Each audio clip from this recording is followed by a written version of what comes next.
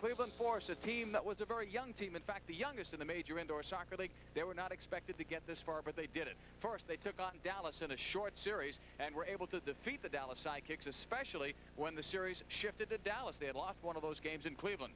Then it was on to face Minnesota, a best-of-7 series. It never went the full 7. In fact, Cleveland ended it in 5 tries. But for the Cleveland Force, they still had to wait for the rest of the series to take place on the other side. They had to wait, in fact, 15 days. The Sockers breezed through the regular season, had some trouble with Tacoma, and had their backs to the wall against the Kansas City Comets. In fact, they trailed at one point 3 games to 1, and then came right back and won the last 3 games to win that championship series for the division crown. And that's the way it stands now as these two clubs meet for the very first time in playoff competition. And Ty Keogh, the big question is for the Cleveland Force, they come in as underdogs. How can they win it?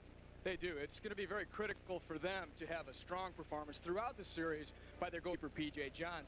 Timo Liakowski, the Cleveland coach, does not have the luxury of having 2 goalkeepers as San Diego coach Ron Newman does, which are Gorsek and Zoltan Toth, very tough goalkeepers. P.J. Johns will have to go the distance for the Cleveland Force. Also, Cleveland has Kai Hoskevy, schemer, playmaker par excellence. He's a real team leader. They'll be looking for him to organize everything for them. Now, for the Cleveland Force, we mentioned 15 days off without a game. That's going to be tough. I would imagine there'll be some butterflies, and they could be rusty in the early going. But they're a young group, as you mentioned, and I think they're going to come out very hungry. There'll be a bit of rust there, and San Diego will try to take advantage of it, but I think that youthful enthusiasm is going to more than make up for that. And San Diego will be tonight without their key guy, Branko Segota. We're told he's done for the series, barring any kind of a change in the diagnosis with a bad shoulder. In fact, a dislocated or separated left shoulder, so he's out. That's a tough situation for San Diego, but they've got players that can fill right in. Julie V has come on strong as of late after that controversy in his season earlier this year. But then beyond that, Hugo Perez, he's able to fill in. Wad Hermes, very solid players. Also, Doherty, he can come through and get some points as well. So they've got enough guns to make it go anyway. Now, the Cleveland Force are hoping for a split. The series goes 2 games here, then 3 in Cleveland and 2 the other way. They're hoping for a split, and Ty, they've done well. When they had to, and they beat Minnesota in game 1. That's true. This is a team that has pulled together. They've got some strong leadership, but they've also got guys that are willing to do the work for each other. And I think that's been the difference in this Cleveland Force team this year. Well, Ron Newman has been there before. In fact, he has won it 5 times. Timo Liakowski in the North American Soccer League won the title while he was with the Edmonton team. But Timo has taken his team to the playoffs for the last 6 years. Should be a great series. It's Cleveland and San Diego next from San Diego.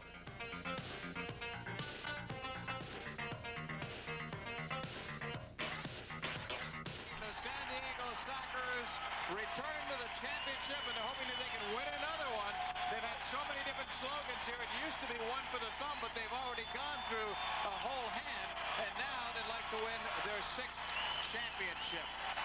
And they're doing it here in front of the home crowd, where they are 9-1 in the opening 2 games of any series, and they won 17 straight opening games in a playoff series until Kansas City beat them here in game 1. They're trying to get the national anthem sung, but it's so noisy that they're delaying the start of the game because of that here in San Diego. It's the Sockers and the Cleveland Force, and right now we'll go down to the field for our anthem.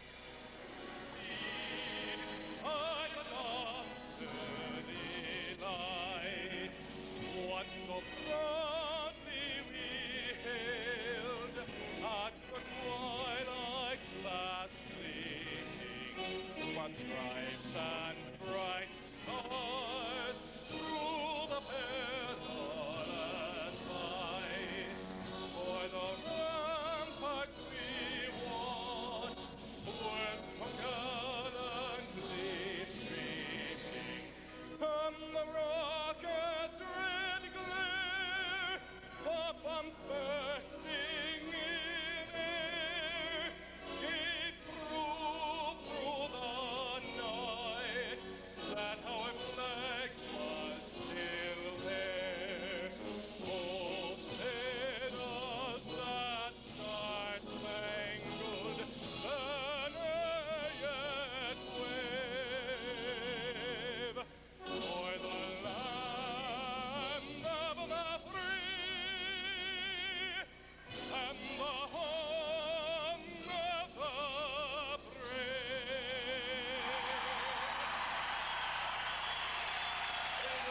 Electric Bigs and the singing of our national anthem. From the San Diego Sports Arena, there are our referees being sponsored by Aleek's Performance Footwear.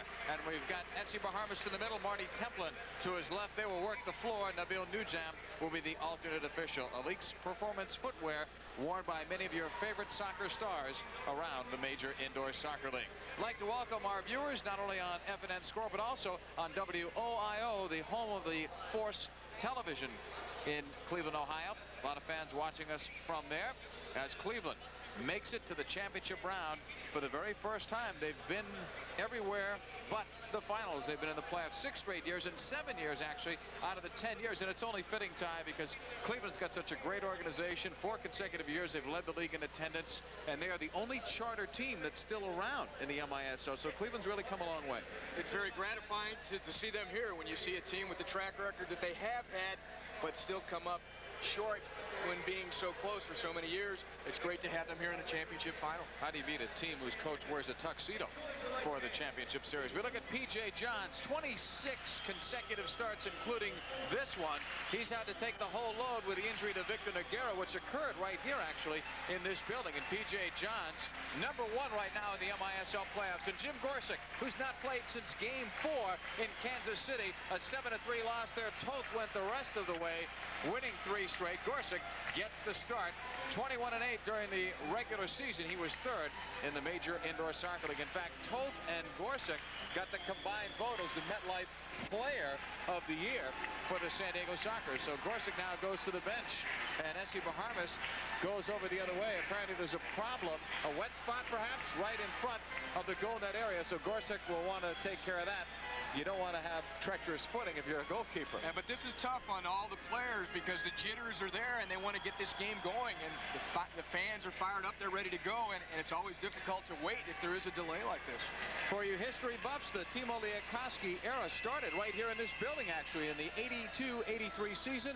Timo Liakowski, his first game as coach of the Cleveland Force, and the only 2 players that he had then that he has now, Kai Hoskeby and Craig Allen, they won that game 8-7 in OT. This man won't admit it because we talked to him extensively today, but this has to be, Ty, his best coaching job. He had more Indians and less Chiefs this year, but you know, when you've got young players going up against experience, and he brought them all the way to the championship. He said it when we spoke. It was a question of he's had all these guys pulled together in this league. Individuals cannot do it. Well, here we go with game 1. Stollmeyer and Armstrong at the back for the Force. They're in the blue and white with the goal for yellow as Stollmeyer takes it. San Diego in the white and the blue as it's played back to P.J. Johns. You would expect San Diego to put the pressure on early and hope that Cleveland is a little rusty after being off actually 16 days off. We had said 15 earlier. Clavillo sending it long for Crow. They finished as the 2 top defenders in the MISL. Crow won it by 1 vote over his teammate Clavillo. He joins Rundfeld as the only 2-time winners of that award as Defender of the Year. This is Perez.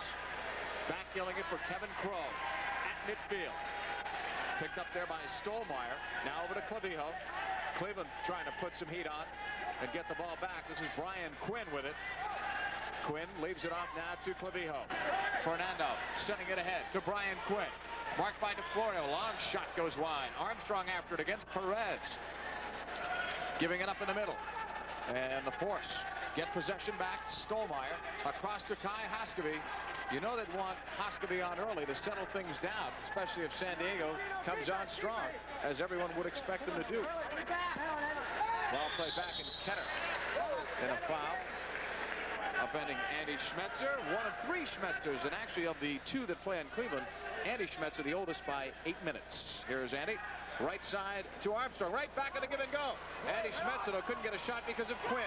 Hoskeby in there. Broken up by Kevin Crow. Look for Perez and missed him here. Stollmeyer shot through a screen, goes wide. Headed by DeFlorio. Punched out. Loose ball. DeFlorio headed it wide as Gorsuch was out of the net. But Cleveland putting on some pressure. Here's Perez. Across and away to Ketter. Playing for the injured Segota. Oh, he's crunched by Stollmeyer. And I know you like to say, getting your money's worth. Stollmeyer, he likes to get in there, and he likes to play hard. He's trying to inspire his team as well. And on that one, no quarter given. He stepped right through Ketter and sent him flying.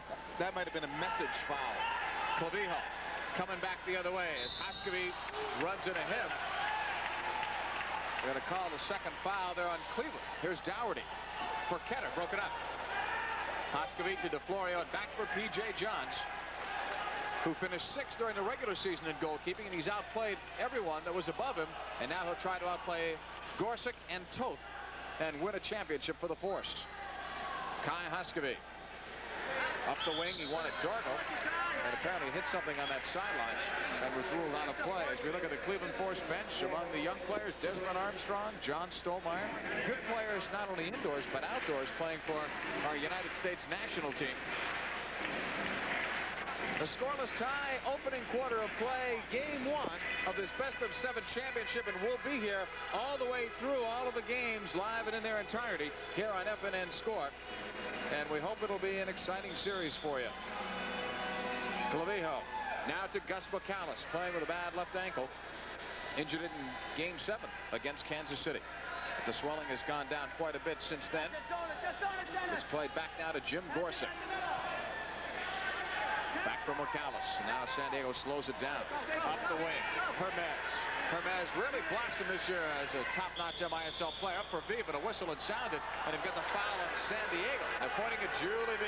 And that's a call that's not often made. In most instances, the forward will get away with the little shove as the ball is coming in because it doesn't look that severe, but it gives them a lot of an advantage, and it's good that the official does pick up on it.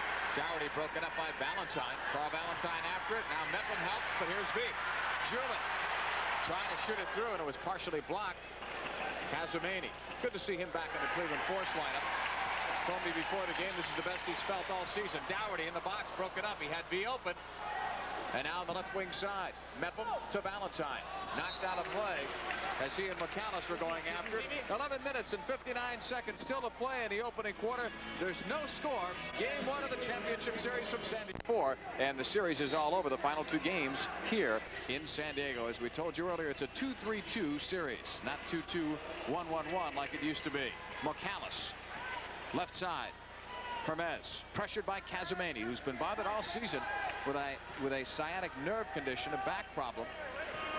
But he's rested it and feels confident that he can do the job now. Ball played in, knocked away off the header of Allen.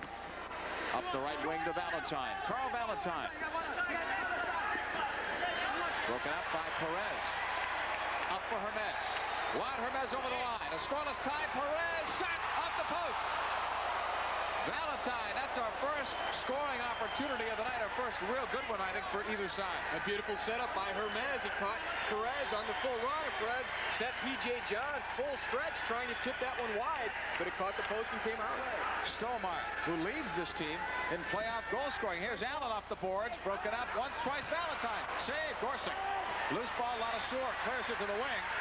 He and Valentine. Valentine, good job to win it. Nice cutback. Kazumani, top of the arc to Valentine. In for Allen. The net's empty. Kicked in, and it's a goal. Cleveland Force. Crow tried to kick out. I think Ty, when he got there, it was in anyway, or so it looked. Cleveland gets a goal, but hard work from Valentine. There wasn't much Crow could do, but some finesse passing in some very tight spaces by the Cleveland Force as they were able to combine and work the ball in deep. Jim Gorsuch was all the action was very close in front of him. The ball is flipped across. Kazumani plays it cool, draws a few players, slides it through very nicely to Valentine, who instead of shooting, put it through to Allen. And Allen on the turn, as he does so well, was able to work it through the San Diego defenders and deflect it off of Gorsuch in behind the net and in behind Kevin Crow, who was trying to block it on the line. So it's 1-0 Cleveland, but it could have been 1-0 the other way. Perez is all the way through here. He's able to see daylight, wind up, and whack this ball towards the far post. P.J. Johns reacted a bit late, but he was saved by the post.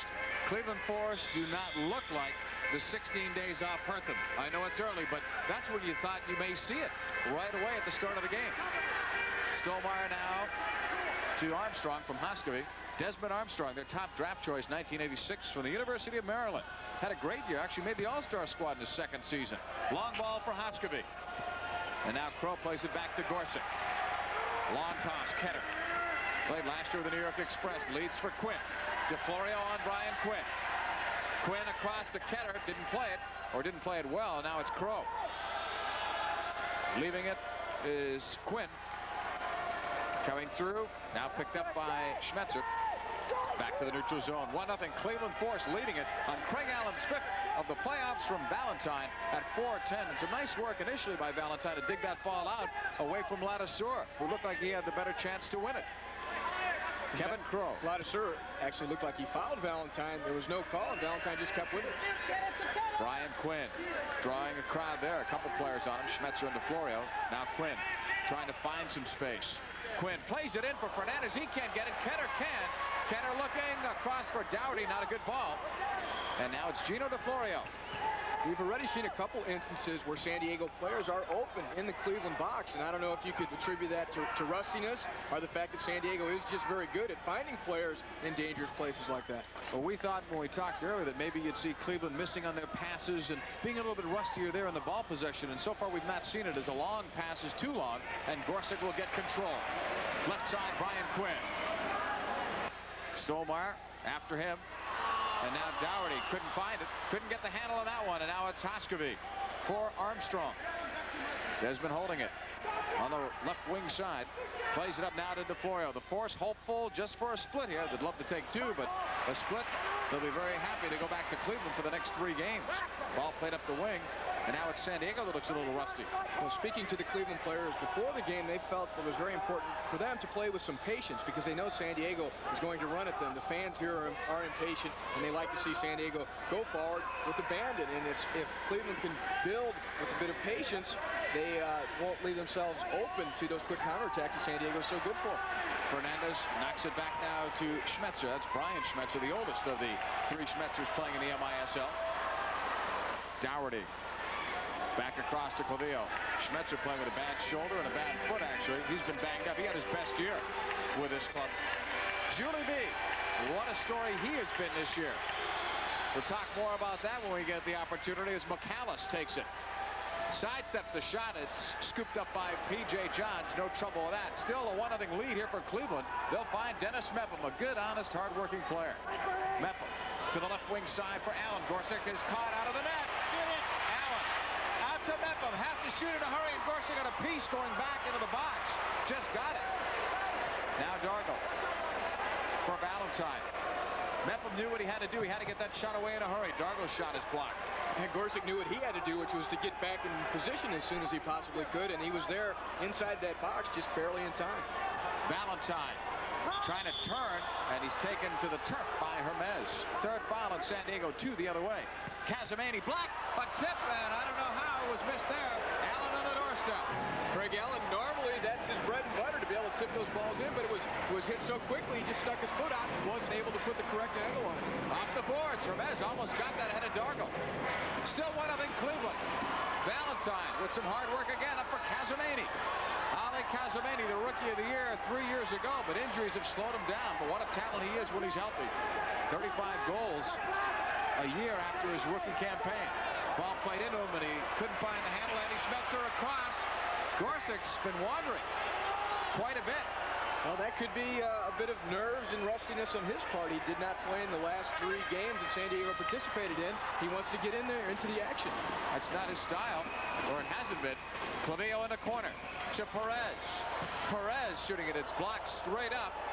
It remains in play. McAllis, the ex-Laser captain, from Perez. McAllis again. Bothered there by Andy Schmetzer. Out at the left point, George Fernandez, a former top pick of this club. In a box, V turns too high, but a great turn by Julie V, who almost ties the score. So it's 6:17 to go in the first quarter. The Force still lead by 1.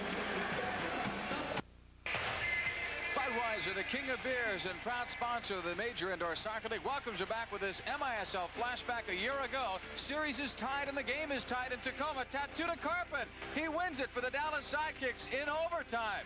After trailing, the Sidekicks rallied and won it in sudden death overtime. The Sidekicks are playoff champions of 1987. And here it's 1-0 on a Craig Allen goal, his 5th of the year from Carl Valentine at 4:10. A dangerous situation coming up here for San Diego. They've got a corner kick coming up. McAllis will take it. In the corner, off the boards for V. He can't find it.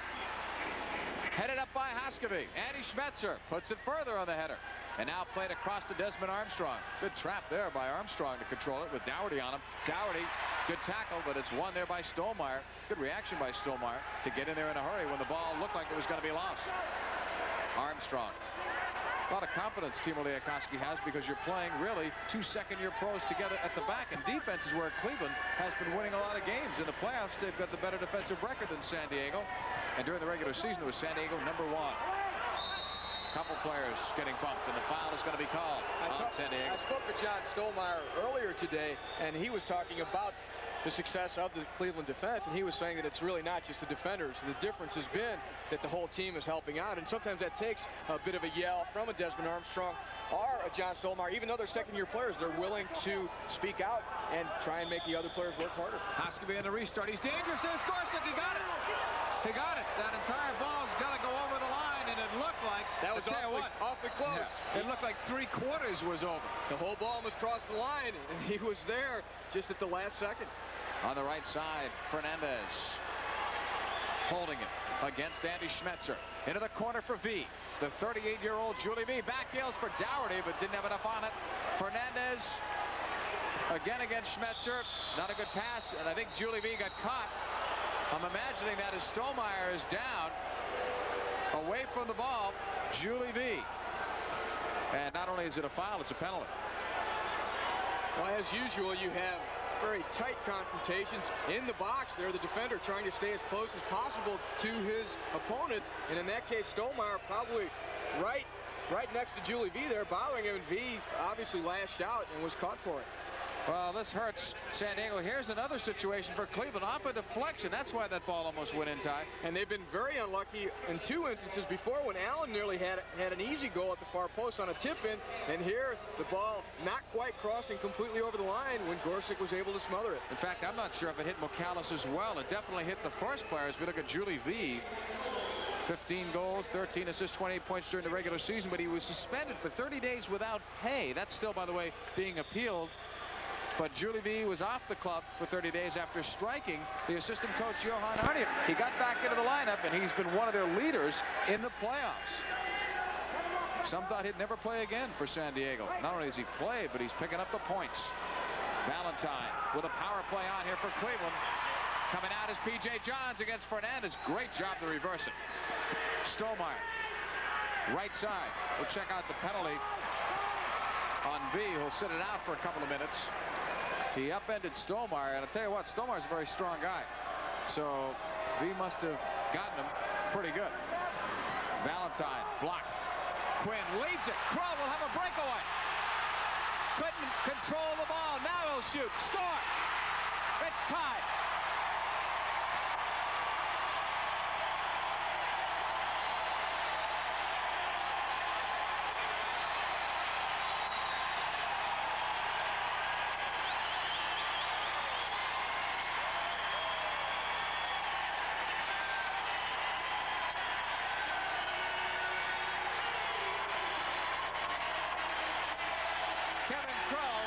Shorthanded goal has tied the game at 1 apiece. Brian Quinn gets the assist. It's 1-1 in San Diego. An excellent example here of a quick reaction by Brian Quinn, sending Kevin Crow all the way through. Kevin Crow had a little bit of trouble getting it under control, but then made no mistake at the last part and just drove the ball under P.J. Johns. And this is really what San Diego does well. They have the men that can break quickly from the back. Fernando Clavijo, one of them. Kevin Crow, another one. Tied to the bobble, hurt P.J. Johns there, and not knowing what was going to happen, whether or not Crow could control it. I think it's probably more to the disadvantage of Crow, because it slowed him up and it allowed him to feel more of the pressure from the Cleveland players tracking back. But the timing did change, and it may have fooled P.J. Johns a bit. Here's Stolmeyer. Power play still on here. So far, the penalty for elbowing has not hurt the Sockers. Stolmeyer broken up by Hernandez. Look at where P.J. Johns comes to, right to midfield. But he won it. And if you come out that far, you've got to win it. Valentine heading it over to Stolmeyer. Stolmeyer leads his club not only with 6 goals, but 4 power plays. Valentine, we'll see if they try to work the ball to Stolmeyer and create something for him. Here's Carl Valentine. 1-1 tie. Left side to Florio. Blocked. It comes out to Stolmeyer. Off his hand, they're going to call it because it helped him gain possession. It didn't look intentional, but it did help them get possession. 3:38 to go here. Tied at 1 and 25 seconds on the power play. Normally, you look for Clavillo to break out. He leads the league. He leads this, not only the league in goals scored in a regular season for playoffs or for penalty killing, but also in a career with 13.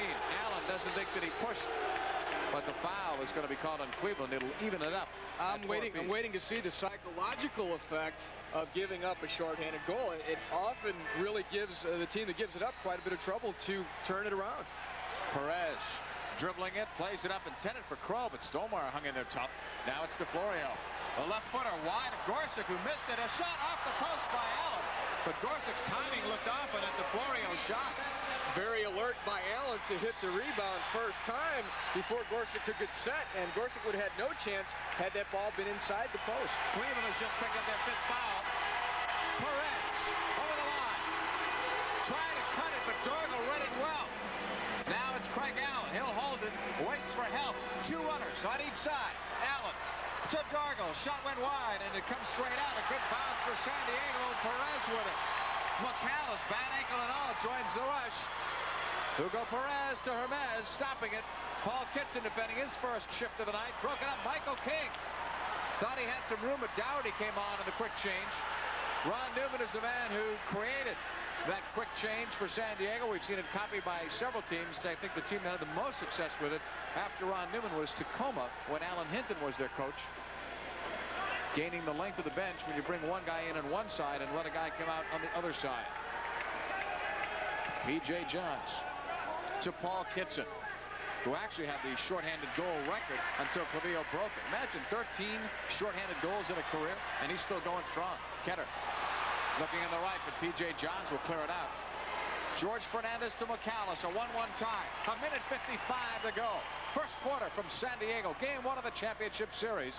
Ketter on the right to Dougherty. The give and go, and Ketter was taken down. That would have been the 6th foul, but it's not called. P.J. Johns with it.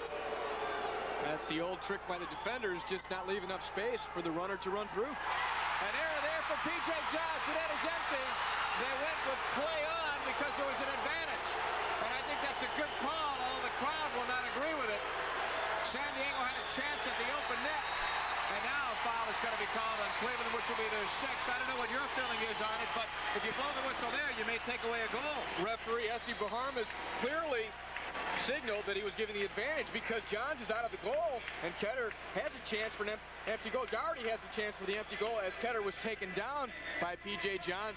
So you have to give the man the chance. If you blow the whistle when that ball was about to go into an empty net, the fans would be on you as well. Yeah, they may not have seen him indicate advantage, but he clearly did that, and that's a great call.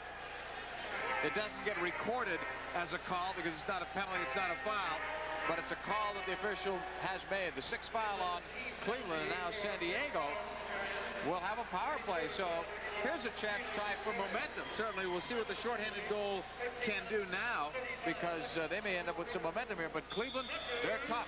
#1 regular season and #1 in the playoffs in terms of penalty killing. They're the best unit. A long shot blocked by P.J. Johns. This is Jay Hoffman's team of penalty killers. Timo Liakowski gives him full credit for working with the penalty killers, the power play, and the restarts. Juan Hermes coming back on the right side. Quinn to Hermes. The shot blocked out P.J. Johns. Hit someone first, and then P.J. made the save. Cleveland has only given up 2 goals in 10 tries in the playoffs. Perez to Quinn. Brian Quinn, right footer. He was passing to Hermes at the post. Quinn again to Perez. 1:17 in the power play. The shot too high. Not by all that much. It seemed to dip a little bit. Looked like it was going to go over Johns and into the crowd. And the Cleveland penalty killers remaining very compact. They're not out chasing the ball. They're just protecting the goal area. Quinn, the shot blocked in traffic. Stolmeyer and Dargo in there. Brian Quinn hustles back. Wanted back for Gorsuch. Perez open for the moment. He doesn't need much room. Cuts it to Dougherty. The shot blocked. Picked up by King, but he can't control it. Mempham made a nice defensive play. You expect that from Dennis Mempham. 42 seconds. Clavillo just came on the floor. Did they have too many men for a second? And now it's off Hermes head and out of play. Clavillo jumped on and then quickly jumped off. There seemed to be some confusion. But Perez was also out there, so I don't know whether they had too many or not enough at that point. Perez was about to step on as well. He didn't. Clavillo came back off, and then Perez went on, so I don't think they had too many. Well, they're talking about it down there on the bench. They certainly don't want that to happen. They have 36 seconds left on a power play to try and get the go-ahead goal. Cleveland won. The Sockers won. 1 quarter of play here at the San Diego Sports Arena. And our second quarter of MISL Championship action is being brought to you by Dr. Pepper, just what the doctor ordered. By Domino's Pizza. Domino's Pizza delivers hot, fresh baked pizza in 30 minutes or less. And by Turtle Wax, the #1 selling car wax in the world.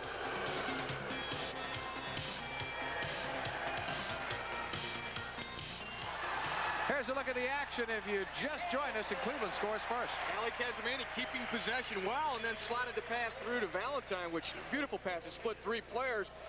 Valentine slides it through to Allen. On the turn, he's able to bank it in off a couple defenders. Gorsuch may have gotten a piece of it before Crow did, but it carried on into the net.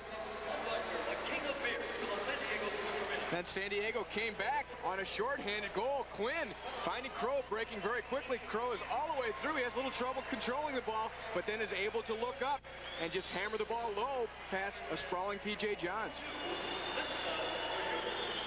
And that goal, a shorthanded goal. You could see Kevin Crow not too happy with the way things were going there as he scores to tie it at 1. And now they still have 36 seconds left on a power play.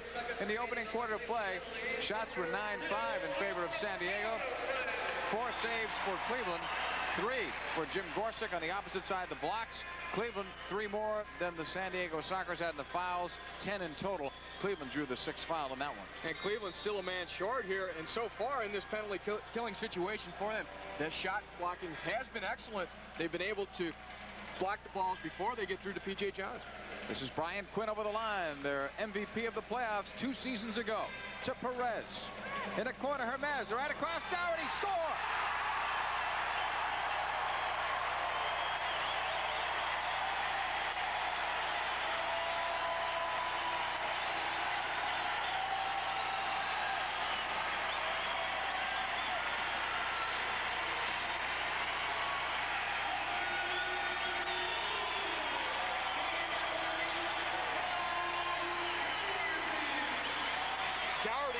Present in the box there. He's waiting for an opportunity. The ball is worked wide to Perez.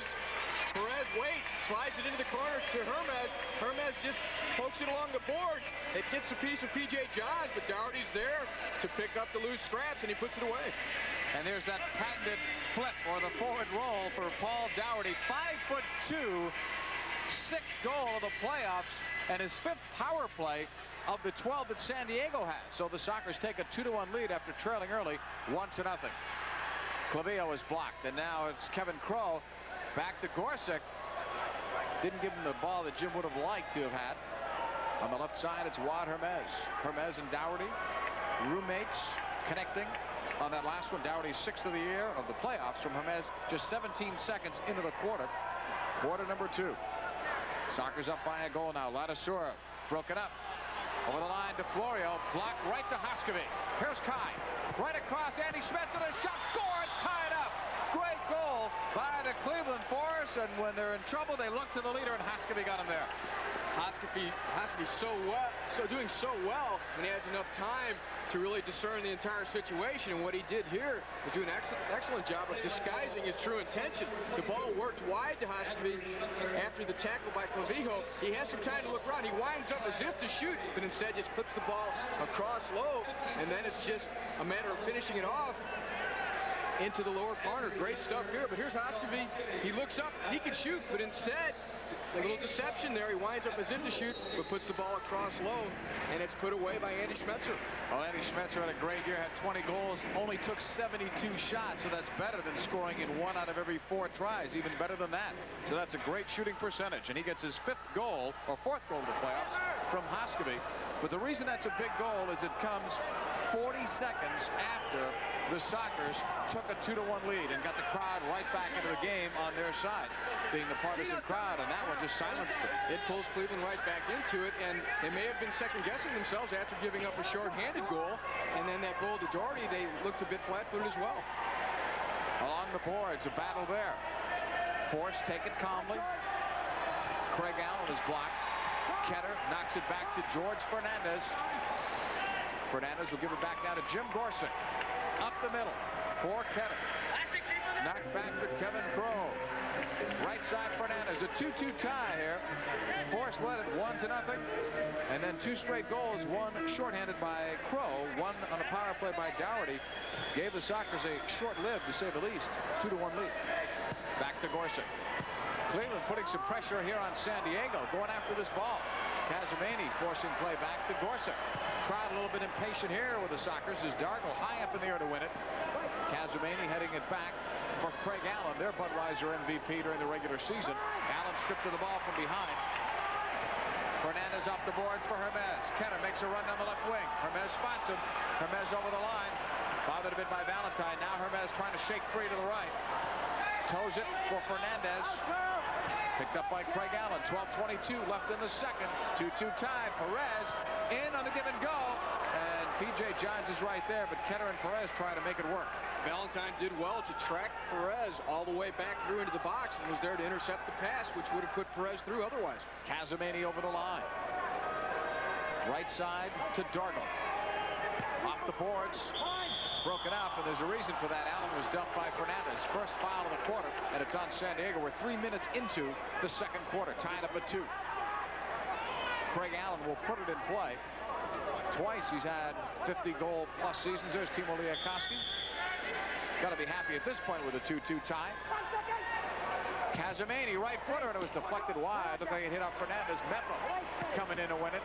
Knocked away up for Quinn. He tried to play it back. Blocked once, but Quinn will get it. Craig Allen. Good work there by Allen, putting some pressure on. Casamani reached but couldn't get it. Lanasseur, 3-on-2. Now 3-on-3. Julie V, top of the arc. Lanasseur holding it. Right back for Julie. Handball. They're going to call a handball on San Diego. So that will nullify an opportunity. And that's going to be the second foul on the Sockers. Up for Valentine. San Diego's got to be a little bit disappointed. They wanted to do more with that. They had a 3-on-2, don't even get a shot, and instead get a foul. And now they pick up their third foul. So they're halfway to the penalty box. Craig Allen at midfield. Across the line against V to Casamani. Right side, Benny Dargle. Off the boards, Clavillo will get it. Clavillo to the right side. Fernando Clavillo up the wing, wants Quinn. Quinn trying to give it back. 2 players are there. Quinn disappeared from view. Now Perez in there working hard. It's rough down there. Another foul in San Diego. That's 4. 4 fouls in the Sockers. Referee S.C. Bahamas right there. All the action just a couple yards away from him. He can see what's going on. And we've got a timeout. Ron Newman was trying to call him over. You can hear him say, Essie, come here. He may have gotten a bench warning. Yeah, that's pretty obvious. He says, I want to talk to you. How can you not talk to a man in a tuxedo? 11 minutes and 1 second still to play. Second quarter just barely beginning. And it's a 2-2 tie. And on the restart, it'll be picked up right at the midfield line. It was a bench warning on Ron Newman. Now it's Kai Hoskeby to midfield. His assist brought the force back in the 2-2 tie. DeFlorio. Right across, Hoskeby to Armstrong. The shot punched out by Gorsuch. Desmond Armstrong again. Foul on Perez. 5th foul on San Diego. Hoskeby shooting it in off McAllis, and now Julie V picks it up. V, who leads this club in all-time offensive categories, leads it on the right wing. Brian Quinn. Slowed down by Andy Schmetzer. Off the boards, but a giveaway to DeFlorio. Now it's Hoskeby. Over the midfield line. Left side, DeFlorio. Off the boards. Loose ball, and Fernandez clears it out. Desmond Armstrong, nice fake. Got him free for the moment. Now it's John Stolmeyer. Stolmeyer on the cut. Right-footed shot. Oh, that was stopped by Gorsuch. He had a little bit of trouble holding it, though, and Hoskevy was there, but he was able to recover. Perez, right side, Clavillo. Clavillo to the right side on the pass to Perez. Looking back for Clavillo. Clavillo, top of the arc. Shot went wide. Had Johns beaten on that. It's not Clavillo's shot. It's his great speed that has him the top of the league. Clavillo blocked once again. Broken up. Sockers keep it alive. Ruotolo blocked by Hoskevy. All the way back. Rafael Ruotolo. To McCallis. Now to Perez. Slow pass. Knocked away by Armstrong. All the way back into the soccer zone. Gorsuch.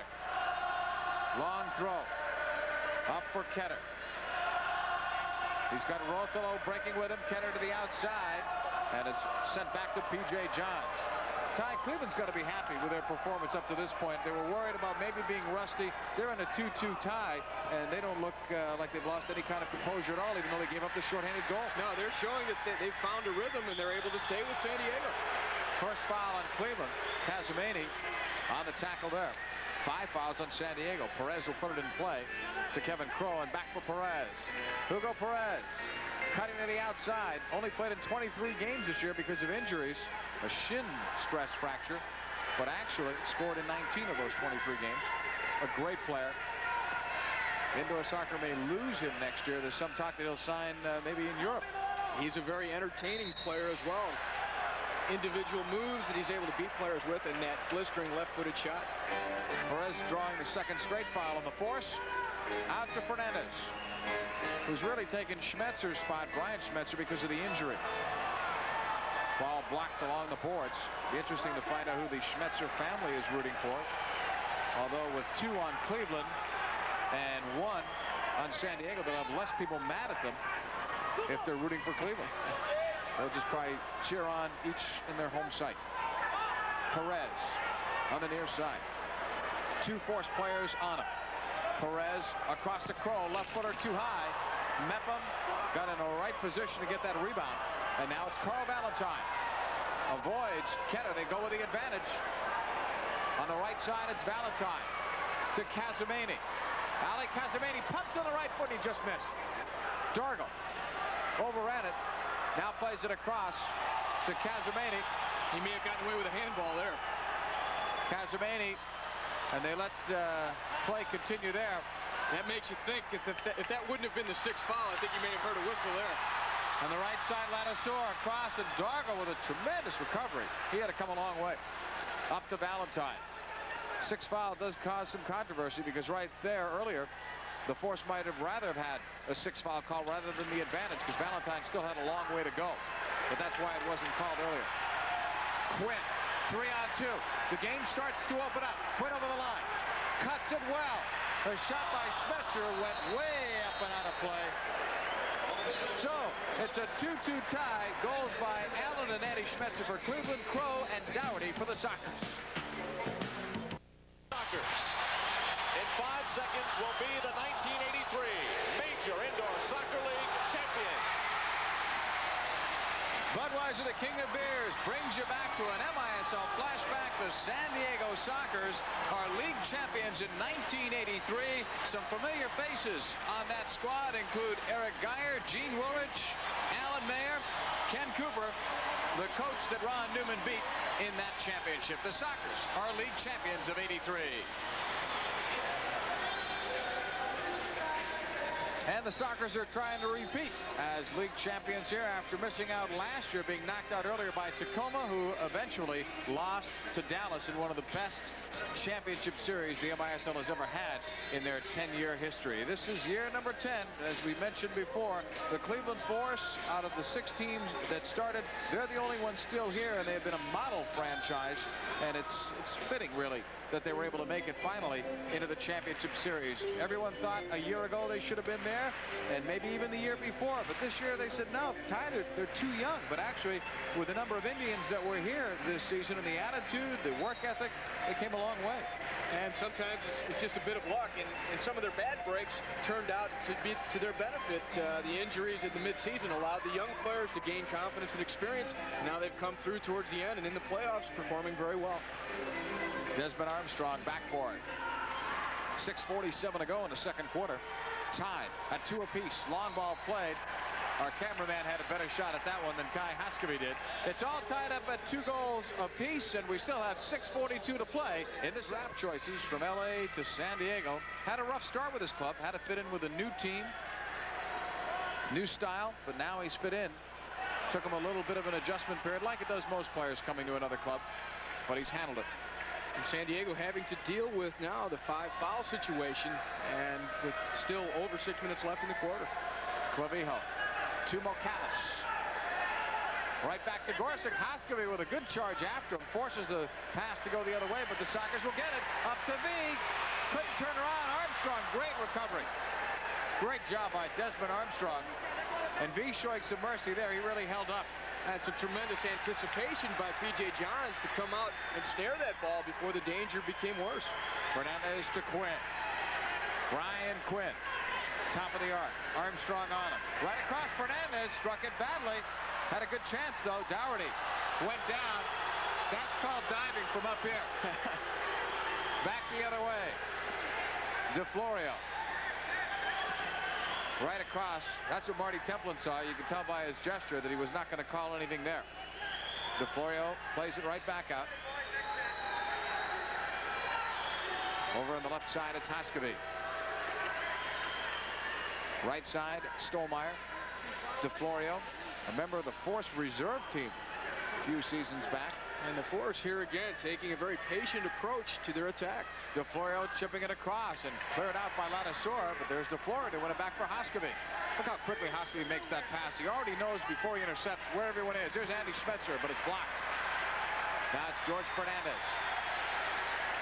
Right side to Mocalis. Across the way, Julie V. Over the midfield line.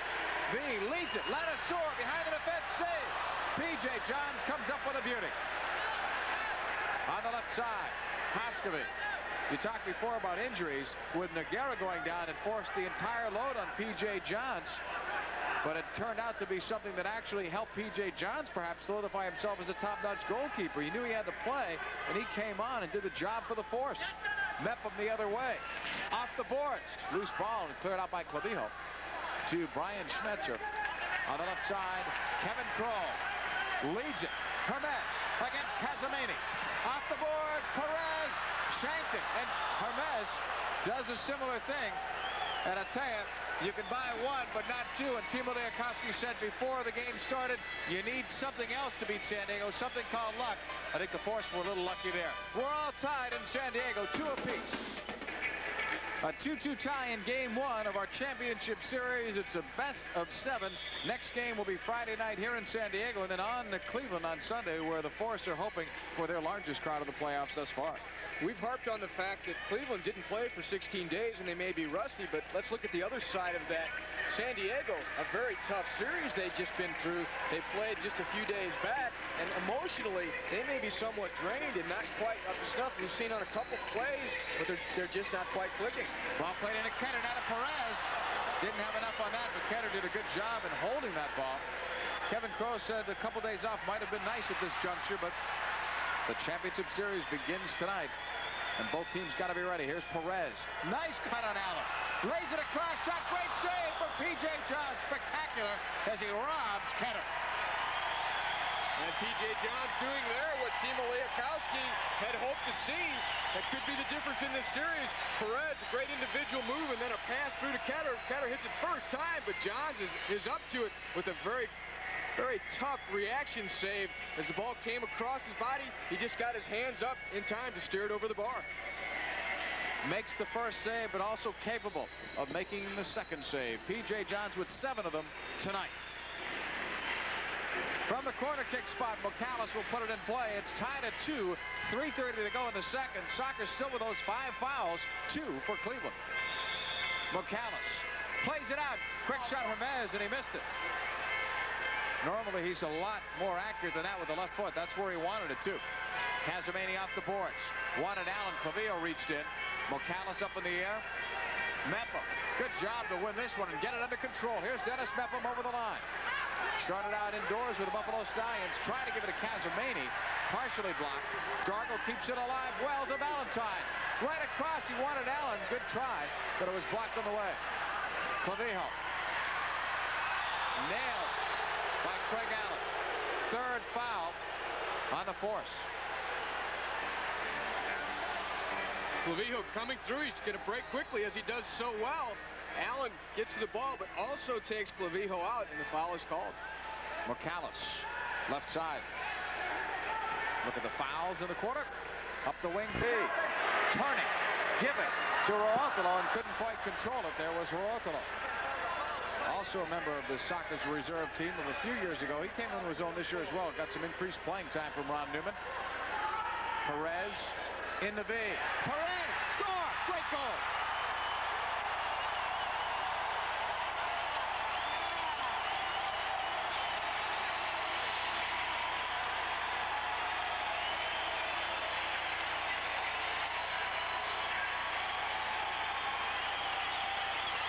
And that's beautiful stuff there. That's the type of play that the San Diego Soccer fans are accustomed to.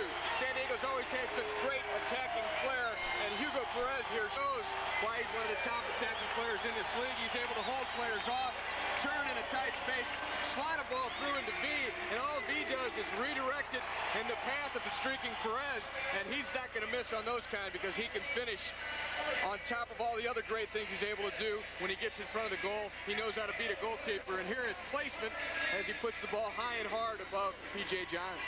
No chance for P.J. Johns on that one. You've got Perez just walking in, or in this case, running in at full speed, but with everything going from the ball where he wants it, the momentum going. The timing. And P.J. Johns right there caught at his mercy. So it's 3-2, Perez doing what he does best, getting that goal for San Diego. 9th goal of the playoffs for Perez from Julie V at 12:31. V continues to be tied for the scoring leadership with Wad Hermes. They came into the game with 17 points apiece. They now have 18 each. Up for Haskeby. Kai chopped down. That's the 6th foul of McAllis. Or on the Sockers, it's McAllis, though, who committed that foul. Haskeby, every veteran player, is able to make the most of this. Not that much contact, really, from McAllis as he reaches around, and Haskeby feels the contact and throws himself down. It's a foul there, but I don't think Haskeby would have gone down, except that he's trying to make sure that that foul is called. Well, Kai Haskeby can talk about that a little bit later on as we look at our next game of the championship series, Friday, June 3rd. Game 2, 10 p.m. Eastern Time, 7 Pacific Time. We hope you'll join us on FNN Score, and also to our friends in Ohio who are watching it on WOIO TV Channel 19, the home of the Force during the regular season and the playoffs. 2:18 to go here in the second quarter. Not only is it a power play for Cleveland, but also look at where the restart is. And now a timeout, and I think a smart timeout by Cleveland. You're allowed one per half, and you may as well take the timeout now if you can, because you've got a dangerous situation.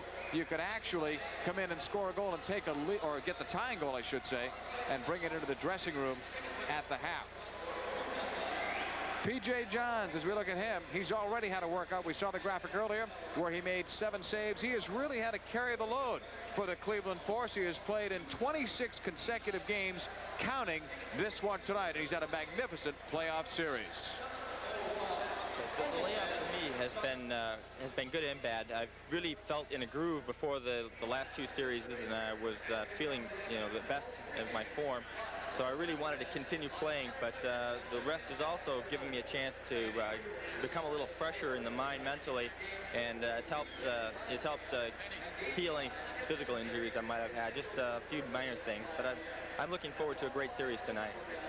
I asked him before the game if he was tired at all, and he said really he was only tired of waiting for this series to begin. He said the practices, a lot of them were not very good. Timo Liakowski said that the same thing this morning because the Force lost their focus. They didn't know who they would play. They didn't know when they would play. So it was very hard during those 16 days. Listen to the crowd here, though, in San Diego, trying to spur their Sockers on. Sockers lead it 3-2.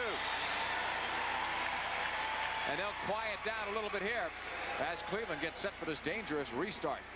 and one of the league's best at this will put it in play. Kai Hoskeby, who may write about this tomorrow, because Kai Hoskeby is writing a guest column daily for the Cleveland Plain Dealer about the series. Hoskeby plays it in, a quick shot off Gorsuch, and he rebounded it before Allen could do any more damage. Long throw the other way. On the left wing, Hoskeby coming back to help out Clavijo. Or if you're Cleveland, you don't want to give up another one shorthanded. Here's Crow on the right wing. He had the shorthanded goal earlier. He got by 2 players. Pulls the goalkeeper out. He's taken down. Penalty on P.J. John. Great effort by Kevin Crow. As we take another look, watch him beat 2 players. Stolmeyer and DeFlorio coming into the picture. John sees it, knows that he's got to come out. They're going to say that he tripped him right there. Let's take another look. Does he trip him? Is it incidental contact? Let's take a closer look from a different angle. He reaches out in an attempt to play the ball. Tough to say from either angle, but the referee's judgment on the floor, and they're calling the shootout because it took away a reasonable scoring opportunity against the last line of defense. So Perez, I never saw, the official may have pointed to the shootout spot. I never saw him do that, so I held up on that to see exactly what they were going to call. It was not going to be a penalty kick. It was outside of the box. But what they have done is they have awarded a shootout. And that's a free shot, basically, from the red line on in. Here's Crow again. 2 players there, some contact made, but no foul at that point. Johns makes the diving play. Does he reach out and trip Crow, or does Crow run into him, run into his hand, and then naturally go over? That may be what Cleveland will say. Tough to tell. Again, for those replays, Marty Templin appear to be in a good position to make that call. I don't know if they initially called the shootout, but that's what is taking place. They may have called it, they may not have signaled it, or I may not have seen it. And the crowd chanting Hugo.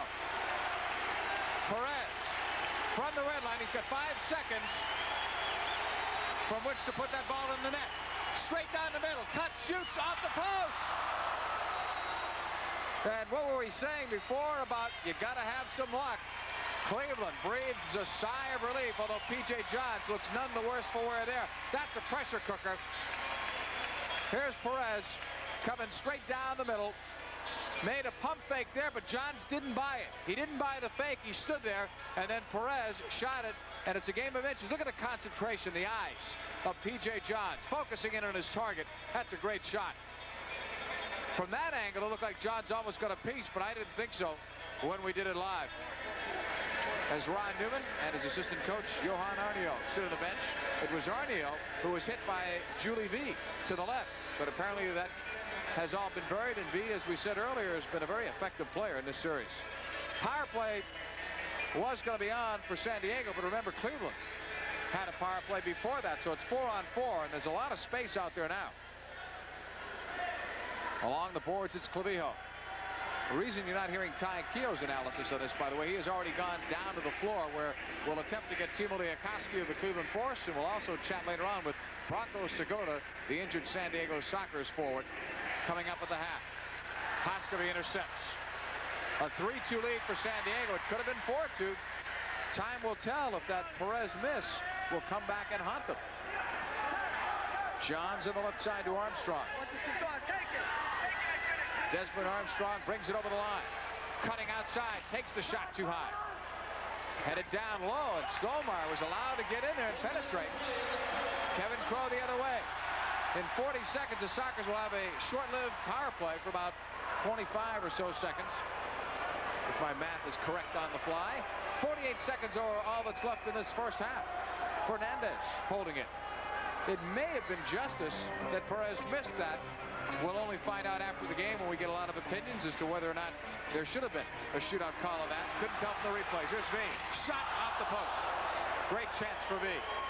38 years old, but not playing like you would expect a 38-year-old to play in a fast game and a very physical game, the MISL. Hoskeby with V on it. to Johns, and he gives it right back. Hoskery had a man open, but Crow blocked it. Now it's a power play. San Diego, they only have 13 seconds left in this quarter and 15 now on the power play.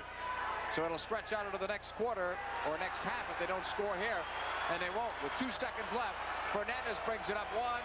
That's it. That's it for the first half of play. The San Diego Sockers will take a lead into the dressing room at halftime. They lead it by the score of 3-2. Perez had the go-ahead goal at 12:31. Had a great chance, though, to put them up by a couple of goals had he been able to score on that shootout against the goalkeeper, P.J. Johns. He just fired it wide. So the Force can go to the dressing room, and they can go into the dressing room, actually, with their heads up high. They were concerned that maybe they'd be rusty. They didn't show it, at least not the way one would expect the rustiness to show in terms of passes not being crisp, not marking up very well, not fluid offensively. They did, I thought, a nice job in the opening half of play. So it's a 3-2 lead for the San Diego Sockers. And right now, let's go down to the floor where Ty Keogh has as his guest the head coach of the Cleveland Force, Timo Liakowski. Ty? Timo, thanks for taking the break here. We'd just like to know, based on what you told your players before the game, how close are they performing to your game plan? Well, I think defensively doing exceptionally well. We let Perez go for the third goal, but he's clever enough to create those chances for him. And for us to give up one goal on even strength is what we wanted. However, our special teams have really let us down in the first half. Any adjustments that you might make? Well, I think we have to talk about. We can't get caught. They got so much steam speed that our 2 power plays have turned into their advantage. Right now, they get a goal and a shootout out of it. So we definitely have to counter that. All right, thank you, Timo. We'll let you go back into the locker room. Back up to you, JP.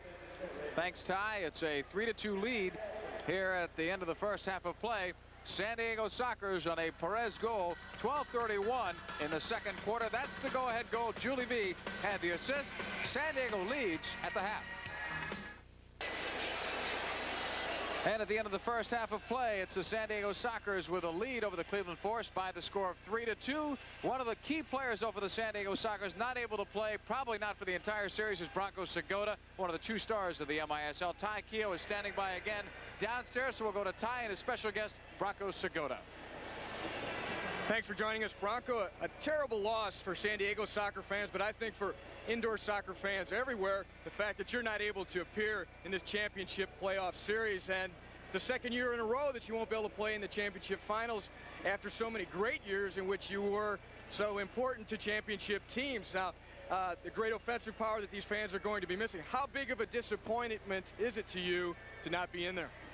Well, it's very disappointing because I was just reaching my my peak for this year. You know, I had a lot of injuries and I seemed to conquer them, and I was just getting into top form, and all of a sudden, you know, one freak accident, one freak play, and you're out for the whole. Basically, this makes your whole year a disappointment. How do you think the guys are going to respond with you not in there? Well, I think it'll be good just as well because you know, they know I'm not in there, and they're going to have to raise their game another 10%, everybody, and hopefully it'll work for them. Now, with the new salary cap situation and your contract and all that, we'd like to know, what are the chances of Branko Segota maybe not being with the Major Indoor Soccer League any longer? Well, I think I'm going to resolve before I leave, you know, and then if I get some kind of offers in the off season, which I'm going to probably look for, I might leave. But if something concrete doesn't come up, I'm definitely going to be here in San Diego.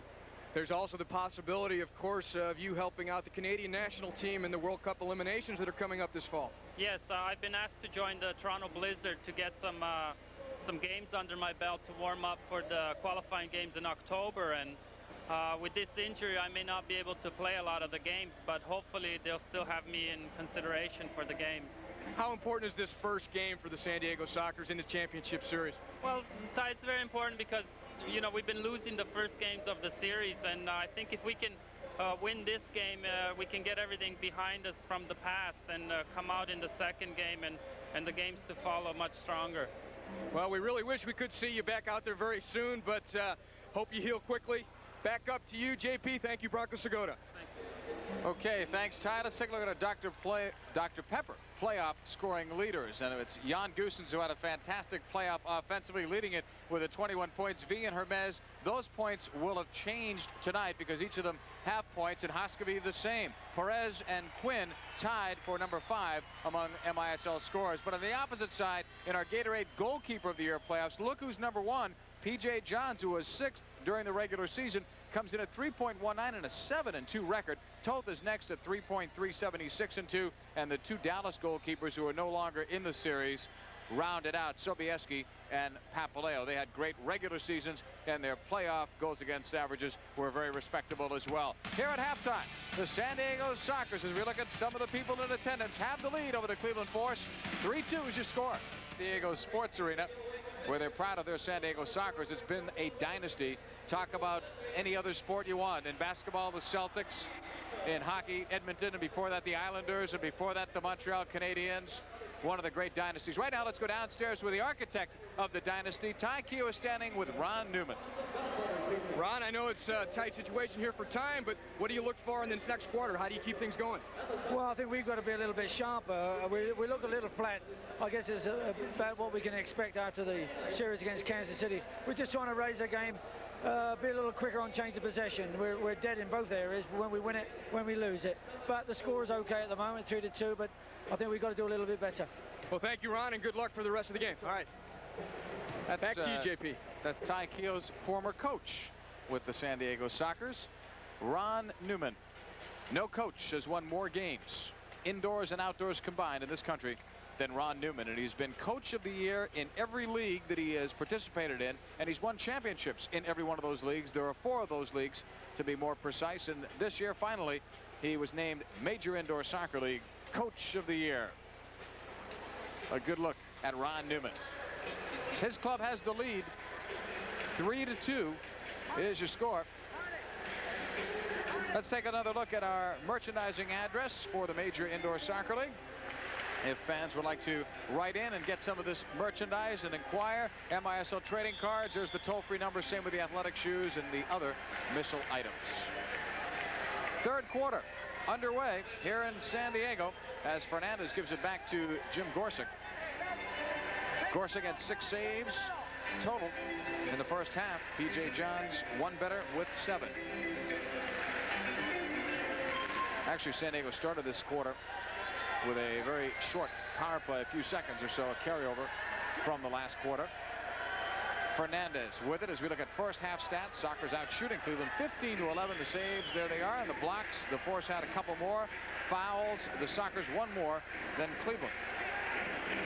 Long ball to Ketter. Ketter turning on Stolmar to the outside. Ketter off the boards wide. Hermes wants to settle. The shot blocked by Armstrong. Good block by Desmond Armstrong. Playing it up now to Schmetzer. Intended for Hoskeby, headed down by Crow, but Armstrong cuts it off. We've gone 1 minute in the third quarter. Sockers with that lead.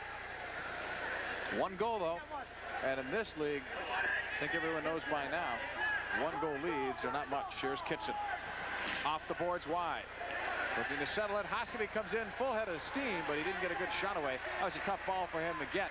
Looked like it short hopped him as he was making his run. Now it's Perez right across to Crow at midfield. Kevin Crow scored the shorthanded goal that got the Sockers on the board early. That tied it. Here's Perez against Armstrong.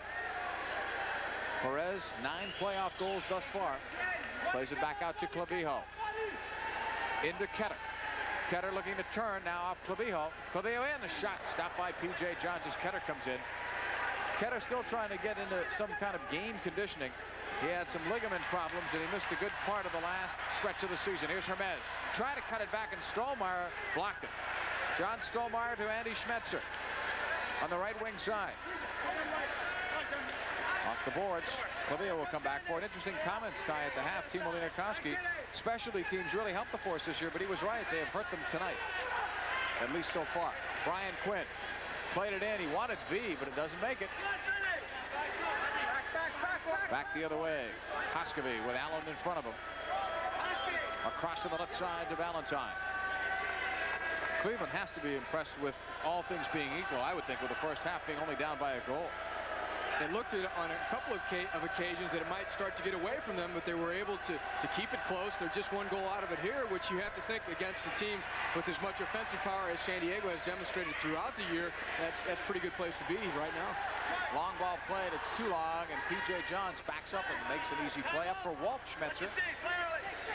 Youngest of the three Schmetzer brothers playing in the MISL. On the left wing side it goes. Allen off the boards wide. In the corner, Craig Allen again, punched out by Gorsuch right at the middle. Julie V. A run on the right by Quinn, but the Forcer back in stride. Quinn against Dargle. Benny Dargle, a solid play at the back. He played in 204 consecutive games for this team, regular season, so it takes a lot to get Benny out of the lineup. You can count on it. Valentine, right side to Walt Schmetzer.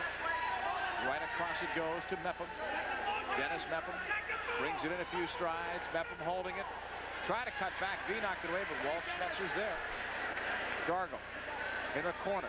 Allen off the boards. Dargle trying to play it across. Dargle had a great offensive game against Dallas in Game 4. He scored twice, and actually Cleveland's got 2-goal games from he and Stollmeyer from the back in different games. McAllis on the right.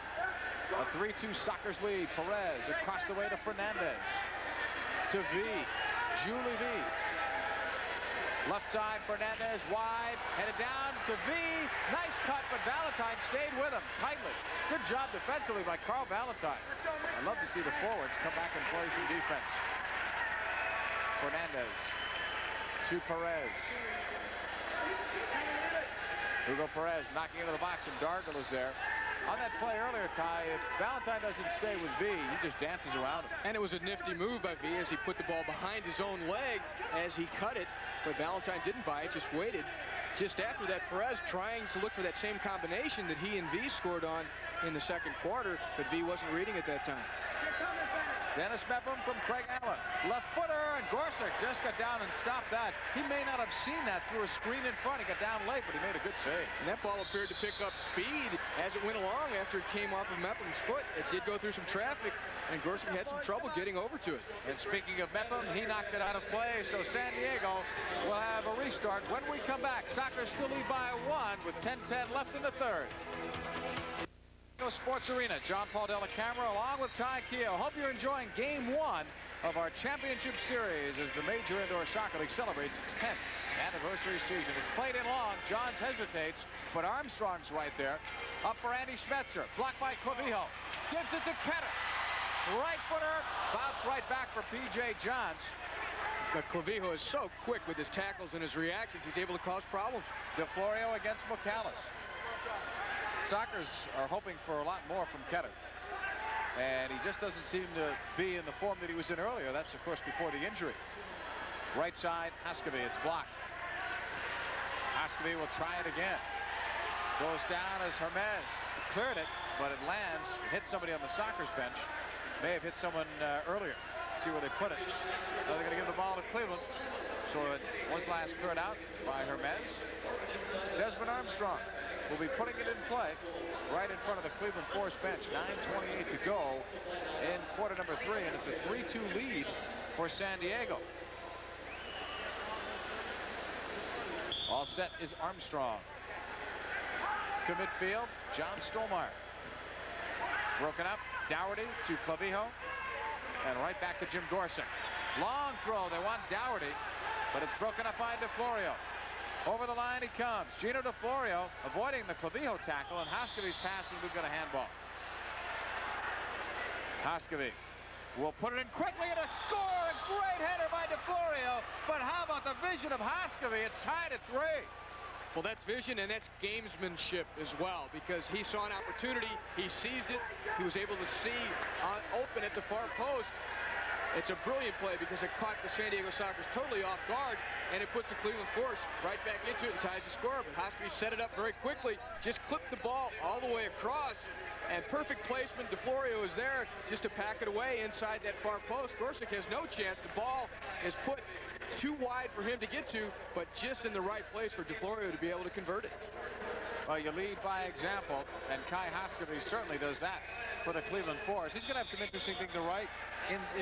Let me try that again. Interesting things to write in his column, and maybe he can give me some speech lessons when this game is over. Well, the great players are usually at least one step ahead of the game, and he exhibited that right there. On the right side, Kevin Crow will be putting it in play. It's not too often that you see the Sockers get caught napping, but they were caught there by one of the greats, though. Hoskevy can do that against anybody. On the right side, Valentine. Up for Walt Schmetzer. Broken up by Hermes. Only one foul this quarter on San Diego. Craig Allen, nice job. Over the line he comes. Craig Allen, a prolific scorer for the Force. Blocked by Gorsuch. Straight up it goes and out of play. And that's one that he feels that he should have had. And instead, he'll give up a corner kick.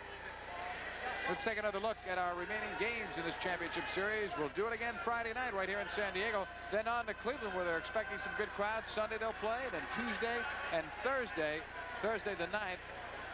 All games here on FNN Score. Game 6 and 7, of course, if necessary. Same with Game 5, actually. It only takes 4 to win, but no one is expecting this series to end in 4. Dargle trying to play it across. It's blocked. Played across again. Here's Allen, and he had a great chance, but Gorsuch did well to stay with that. And there's Allen, just as he was on his first goal. He's deep in the box with his back to the goal, but in no space and in very little time, he's able to spin around and still try and get a shot in. Brian Quinn knocks it back to Kevin Crow. Back it comes again to Crow. Looping it for Ladouceur. Jacques Ladouceur. Picked up by Dargle. To Quinn. Blocked by Valentine, and Dargle did a good job to win that one in the air. Up for Carl Valentine, knocked away by Fernandez, and then it was left there. A bit of a concentration lapse there, and communication as well with Fernandez and Crow. Valentine wide on that shot. But you don't want to give Carl Valentine opportunities. He'll bury them. Brian Quinn over midfield. Leads for Ladouceur. Right foot and cross off the post. That would have been a spectacular goal. The diving header, well worked into the corner, though. Quinn found Ladouceur. Ladouceur clipped that ball across, and Ketter's where he's supposed to be. He just wasn't able to put it on goal, but that would have been a nice one. Would have made for some great words, too, wouldn't it? A diving header from Ketter. Allen will take it away from B. Over the line he comes. 1-on-2. And Fernandez got in the way of that nicely. Gorsuch with a long toss to Brian Quinn. Pulls up for help. He's got Perez and B. Quinn holding it. Top of the arc, back heels for Fernandez. Couldn't get him, but he's fouled. Only the first foul there on Cleveland. Foul there on Andy Schmetzer. On the restart, Perez will be putting it in play. The shot too high as we look at the replay. And the San Diego defenders run so well. They get into the attack, and that was Fernandez, who's usually not called upon to do that, but he was doing it as he sees Clavijo does it, as he sees Crow do it. Get into the attack, and there he was able to draw a foul. On the right side, now it's DeFlorio. Knocked back to Hoskevy. Kai Hoskevy sending it long. Hoskevy's had a lot of injuries throughout his career, but you know what? He's never missed a playoff game. On the left wing side, Hermes off the boards, may get his own ball. P.J. Johns stood there in the face of danger. That's a great gutsy move, but the goalkeeper has to do it. Quite an idea by Hermes to use the boards. Oh, Hoskevy took it away from Hermes. He had a golden opportunity, and it's 2-on-2. Force on the attack. DeFlorio, good idea, but Clavijo stopped him. That's a good defensive move by Clavijo. If he doesn't stop him, there's the man open, Schmetzer, all the way on the other side, all by himself. But how about Hoskevy? Definitely one of our candidates for MetLife Player of the Game for the Force. Here's DeFlorio, round one. Gorsuch a late start, but it doesn't cost him. Clavijo now gives it back. Dangerous move. It's still loose, and that's un-Clavijo-like for him to play a ball back like that to Gorsuch that he just couldn't handle. That was not a good ball. Actually, Armstrong was in there giving a lot of trouble, which is why Gorsuch didn't get to it. Armstrong got to it first. I'm just wondering why Clavijo played it that way in traffic. Perez is broken up, but he'll get it back. Hugo Perez giving it up now to Fernandez. Stolmeyer at midfield. Broken up. Armstrong quickly to Hoskevy. Kai Hoskevy with it. Cleveland does not look like a team that has had 16 days off. And when I say off, I mean from game competition. They've had practices, but Timo Liakowski did a good job. Gave them some time off that they needed. 3 days in one stretch, then 2, and then 2 more when he saw how long the San Diego series was going to stretch. And the danger, as always, there is mentally to become fatigued rather than physically. Ball knocked away now on the opposite side. Quinn after it. Up for Perez and Quinn. It could be 2-on-1. Dargle hustles back. Quinn blocked by Kai Hoskevy. He's doing the job at both ends of the floor. And Valentine will knock it back. 2 times in a row, Hoskevee is there, cutting out balls that look very dangerous to his team. That's the kind of effort that they've come to expect. He spoils people because you kind of expect him to do that all the time, and that's tough to do. San Diego with a couple of fouls, same with Cleveland. Up the right side, Craig Allen against Fernandez. To the boards they go, and a little contact plus more, and Allen a little bit upset. Foul went against him. But he didn't really feel that he got his money's worth. He stole the ball on a giveaway. Save in front, and it came back to Gorsuch. George Fernandez will be elected mayor if they hold the vote right now. He saved a goal there, but who was it that gave it away initially? I was looking at something else in the corner listening to you as Ketter shoots it wide. It looked like a great time to talk and shoot the breeze, and all of a sudden, it was lost. All of a sudden, Allen has the ball all alone. But it makes you think if it was Fernandez to give it away initially, well, then he better make that stop. Yeah, that's right. It's a 3-3 tie here at the San Diego Sports Arena. Ron Newman will talk things over for the San Diego Sox. We see that strange play just before it. Fernandez was the man that initially played the ball, but he's not the one that gave it away. I believe it was Hermes who tried to work it back to Gorsuch, but Allen was hiding in there. Allen had a couple chances to shoot, but didn't take them, tried to turn as he does so well, gets the shot off, but Fernandez very alertly had scurried back across to defend that goal line. I thought Gorsuch did a nice job, too, because he detains Allen. That's all that he can do there. Yeah, long enough for the defenders to try and cover for him. I knew it was Hermes when I saw Newman talk to him at the timeout, even though I had missed it live. That's a mental error there. You can't afford that in a championship series. And you don't want to give it to Craig Allen if you're San Diego.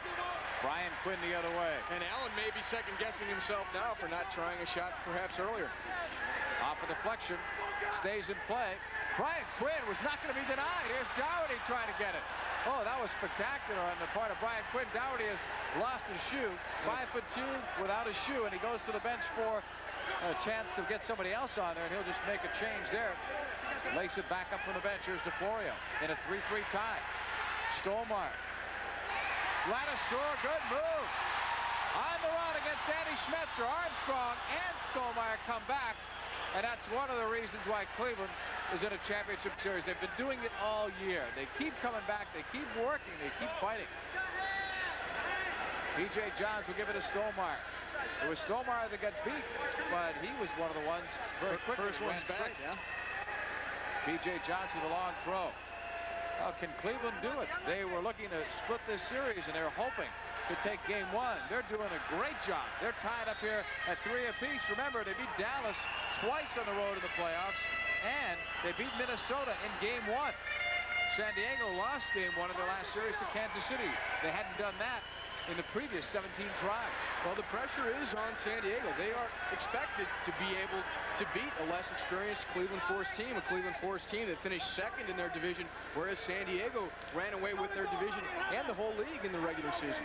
Right side, Dargo shooting it, just missing, and off Andy Schmetzer's foot. It will go out of play. So, here at the San Diego Sports Arena, still all kinds of time left in this one. 2:41 to go in the third. We're even. San Diego Soccer's bench. Kevin Crowe with it. Soccer's breezed, as we said, through the regular season, but the playoffs have been a different story. But they really had some great performances, rallying from 3-1 down to beat a very game Kansas City team. 4 games to 3 and a whistle and a foul called there on Cleveland. It'll be their 4th. 2 fouls on San Diego. Kevin Crowe now back for it. A lot of intangibles in this one. Would Cleveland be rusty because they had gone 16 days without a game in the playoffs? Would San Diego be a little bit disoriented without Segota, and also having played that physical series and having to expend so much of their energy to win the last 3 games? But so many things to talk about during the playoffs, and we'll be giving you every one of these games, as many as they go in the championship series. And no one who has made any predictions has predicted anything less than 5 games. Most say 6 or 7. A couple of coaches polled out of 6 say that Cleveland can win it in 6. Valentine in the 3-3 tie to Dargo. Benny Dargo shooting it in. It was partially blocked, and Gorsuch comes up with it. 1:46 to go. Third quarter tied at 3 up for Julie B. He pushed off. Foul on Julie May, who leads the Sockers in all kinds of career categories. Also has been an artist for quite some time, and recently started commercially, I guess, selling some of his He had a little bit of extra time to work on his painting. 30 days, you mean? 30 days there. And I spoke to him beforehand about the turnaround, because really that had to have been a low point in his career. And he told me he sat back and thought about things quite a bit, put things in perspective, and decided really that that when he did come back, he wanted to make the game fun again. And that's what he's done. He's come back. He's done a tremendous job for San Diego after coming back from that 30-day suspension. And it's been fun for him again. And last foul, number 5 on Cleveland. Here's Ketter holding it, lifting it in for Perez. Try to juggle it. Great job. Walt Schmetzer wouldn't give him anything. And Stolmeyer was there to help out. Always going to have 2 guys close to Perez. One guy oftentimes just can't do it. And a poor choice on the distribution there by P.J. Johns. Schmetzer was trying to get off for a rest. Hermes cut it, then lost it. Out to Ketter. He's got a man in the box, Perez, but he couldn't deliver it. He had all kinds of pressure on him. Perez was just standing there hoping for even a lucky bounce. Valentine the other way. A minute to go in the third. Tied at 3. Valentine in the corner. Blocked by Fernandez. And he'll give it back to Jim Gorsuch. Roll to the right side. Juan Hermes. Up on the right to Perez. 2-on-1. Hermes joining it. Perez blocked by Hoskovy. Oh, he's made 3 or 4 fine defensive plays as that ball sails on a play. And Kai Hoskovy came to play in game 1. He came to play, and he's taking up very good positions where he's able to cover angles and where he's able to cut out passing lanes and wait for the offensive player to make the first move. Here he stands his ground with Perez, doesn't buy any fakes, just waits for the windup, and then is able to get his leg out in front to put the block on it. And that's just experience and confidence to be able to be in the right position. All in a day's work for Kai Hoskovy, who leads the force in playoff scoring in this series and all time. Perez spinning to Brian Quinn. A 3-3 deadlock. 35 seconds left in the third. Mocalis off the boards. He's passing a quick shot high. Quinn hit the crossbar. Mocalis from Clavijo. Picked up by Hoskovy. Right across, a late break for Clavijo. And now it's Ketter coming back for it. Ketter blocked. Left there for Clavijo. Now to Mocalis. Mocalis sending it in. Blocked once, then twice, and Armstrong tries to settle it for Hoskovy. Long ball up for DeFlorio. Couldn't quite handle it. Good idea, though, by Hoskovy. Try to get him back on the attack. Here's Perez over the line. And a whistle sounds, and actually, time went by. That's the end of the third quarter of play. And the crowd wants to get the Sockers pumped up again, because right now, Cleveland is giving San Diego all that they can handle and more. We're even at 3 with 1 quarter still to go. Well, Ty Keogh, the only scorer of that third quarter, and it went the way of the Cleveland Force, and a great piece of work by Hoskovy. He's the guy that sets the table for DeFlorio. He just takes the quick restart. Even before he has the ball on the ground, he's taking a look. Gino DeFlorio sneaks in behind Gus Mocalis and Juan Hermes, and he's able to be unattended and just put the ball away with the head. But it's Hoskovy who sees him, who reacts very quickly and gets the ball into him. Hoskevy's looking and just chips the ball through. And you've got to give him credit, too, for the placement of this ball as it works its way between all of the San Diego defenders, draws Gorsuch partially out from his goal, and allows DeFlorio just to nod it home. Well, you wanted to know, let's take a look at a San Diego chance. And I think we're going to see Brian Quinn coming up short or high, actually. And this was just with maybe about 30 seconds left in the quarter. This would have been a very tough one for Cleveland to give up. Quinn just barely missing, not quite getting over the ball enough, and he hit the crossbar. Do you think Cleveland is an underdog in this? Of the 26 media representatives and 6 MISL coaches that were polled, 18 said San Diego will win in 6 games. 6 games said 18 people. 4 out of 6 MISL coaches said San Diego. Now it's DeFlorio, but as we remarked before, no one predicts 4 games. Some have been a little gutsy and said 5, but most say 6 or 7. Ketter the other way. Fourth quarter underway with Ketter cutting once, twice, top of the arc, and there's Hoskovy again. Ball cleared out to the neutral zone, and it's Kevin Crowe on it for San Diego. These 2 teams get tomorrow off in terms of game competition. They're back at it Friday. Saturday a travel day, and they'll play in Cleveland at the Richfield Coliseum on Sunday night. In the corner it goes to Kenner. Out of the right side to Jimenez. A lot of the top crowds in playoff history, several of them, have taken place at that Richfield Coliseum. So hopefully it'll be rocking on Sunday when these two clubs get back there. 4 out of the top 10 playoff crowds have been from there. Kevin Crowe. Force are 2-0 in the playoffs when they're tied after 3. We'll see if that remains a positive sign for them. In the corner the other way, the Sockers, look at their figures, 7-4 when they're tied after 3 as Kenner met the deck. Compliments of John Stolmeyer, first foul of the quarter. Stolmeyer is intense. He comes to play whether it's home or away. Off the boards for Dougherty, and there's Desmond Armstrong. If he's not in good position, San Diego's got a goal. And Dougherty was there just a second before him, but Armstrong able to then recover and get there in time to make the block. Hoskevy back to P.J. Johns. The 3-3 tie. Johns couldn't use the ball in his hands, and Kenner just dumped him. That's a silly foul on Kenner's part. And when you see it, you'll know why. But Kenner was very close to making a steal here. P.J. Johns a bit too casual, waiting and waiting. And Kenner not able to stop his momentum. Throws both his arms out in front of him. And P.J. Johns goes straight down. 1-1 in terms of fouls. Mepham off the boards. Crowe back to get it with the Florio right there. Crowe thinks better than going back to goal. Gives it up to Ladasur. Played back now to Jim Gorsuch.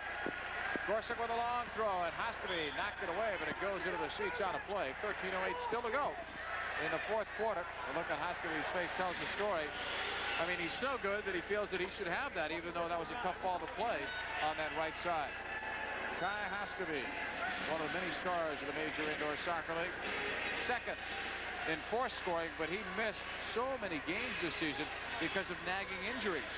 Last year, he had a virtually injury-free season, made the All-Star team, was the MVP in the All-Star game in Los Angeles, and had his best year offensively.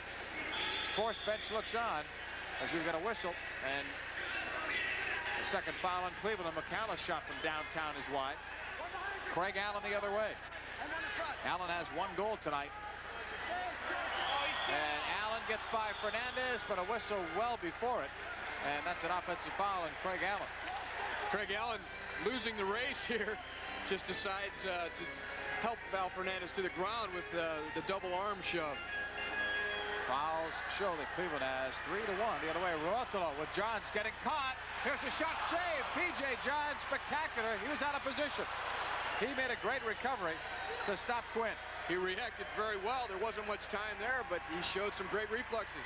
Ruotolo holding, top of the arc. A run by Fernandez and an equal run there. A good one. Craig Allen playing some defense. Coming back the other way. On the left wing side, Walt Schmetzer looking for Craig Allen to play some offense, and he had Gorsuch in some trouble. Gorsuch now coming out. Blasted off the glass and went out of play.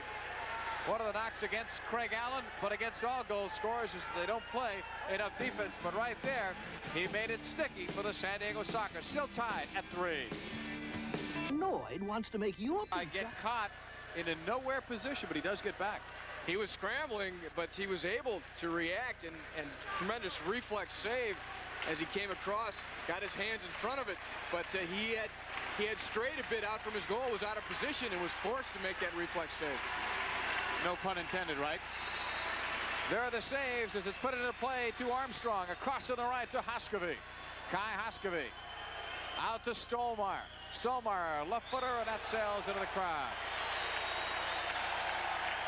Still a 3-3 deadlock, 12:06 to play. And I tell you, the longer Cleveland stays in it like this, obviously the better their chances are. They wanted to be close to San Diego and not have to rally from behind against a 5-time champion. And they've managed to do that. They've gotten the big goals when they've counted tonight, and they're tied at 3. If you look back at the Perez miss on the shootout, and I said earlier, it may come back and haunt them. Obviously, you don't know, but if Cleveland comes back and wins it, you may look at that miss as a turning point. You know, I was surprised on the approach that Perez took on that shootout, because he did pull a nice fake, but with his dribbling skills, you would expect him to go all the way around P.J. Johns before he would even try a shot. Good point. McAllis in, but P.J. Johns had the better leap against Kenner, but not a good throw. Quinn over the line. Back heel. Perez, good move to the outside, the shot, score!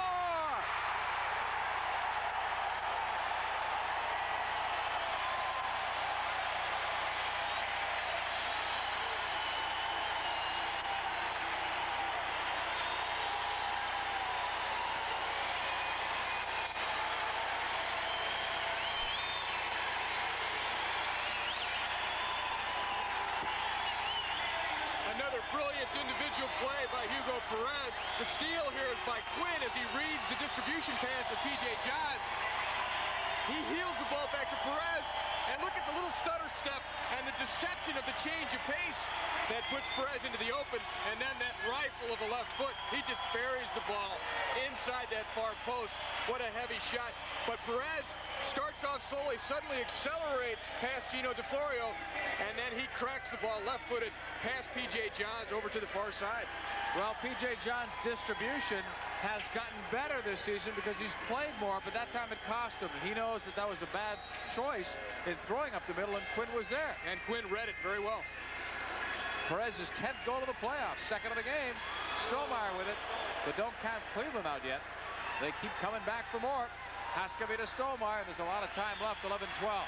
Clavijo blasting it from downtown. That's wide. No team is led by more than one goal tonight. And that's a great stat.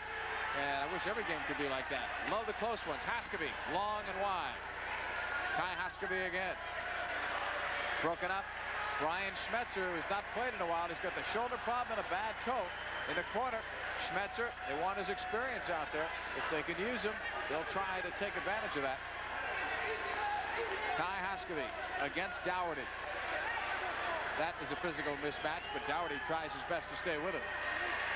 Dougherty, the only soccer to play in every game this season, may have been a little bit fatigued at the end. His stats started to go down a little bit in the playoffs, but he seems to have gotten some resurgence towards the end of the playoffs here. DeFlorio to Haskavy, right back for DeFlorio, nice move, and then a block from Schmetzer. DeFlorio still, the shot saved by Gorsuch. And then Haskavy was blocked by Hermes, but DeFlorio really looking like he wanted that goal. He tried to get Perez the other way, but Perez did get around him. And you could see the determination in DeFlorio as he went toward goal. Fernandez in the corner. Hermes off the boards, wide. Perez after him. Across the way to Fernandez.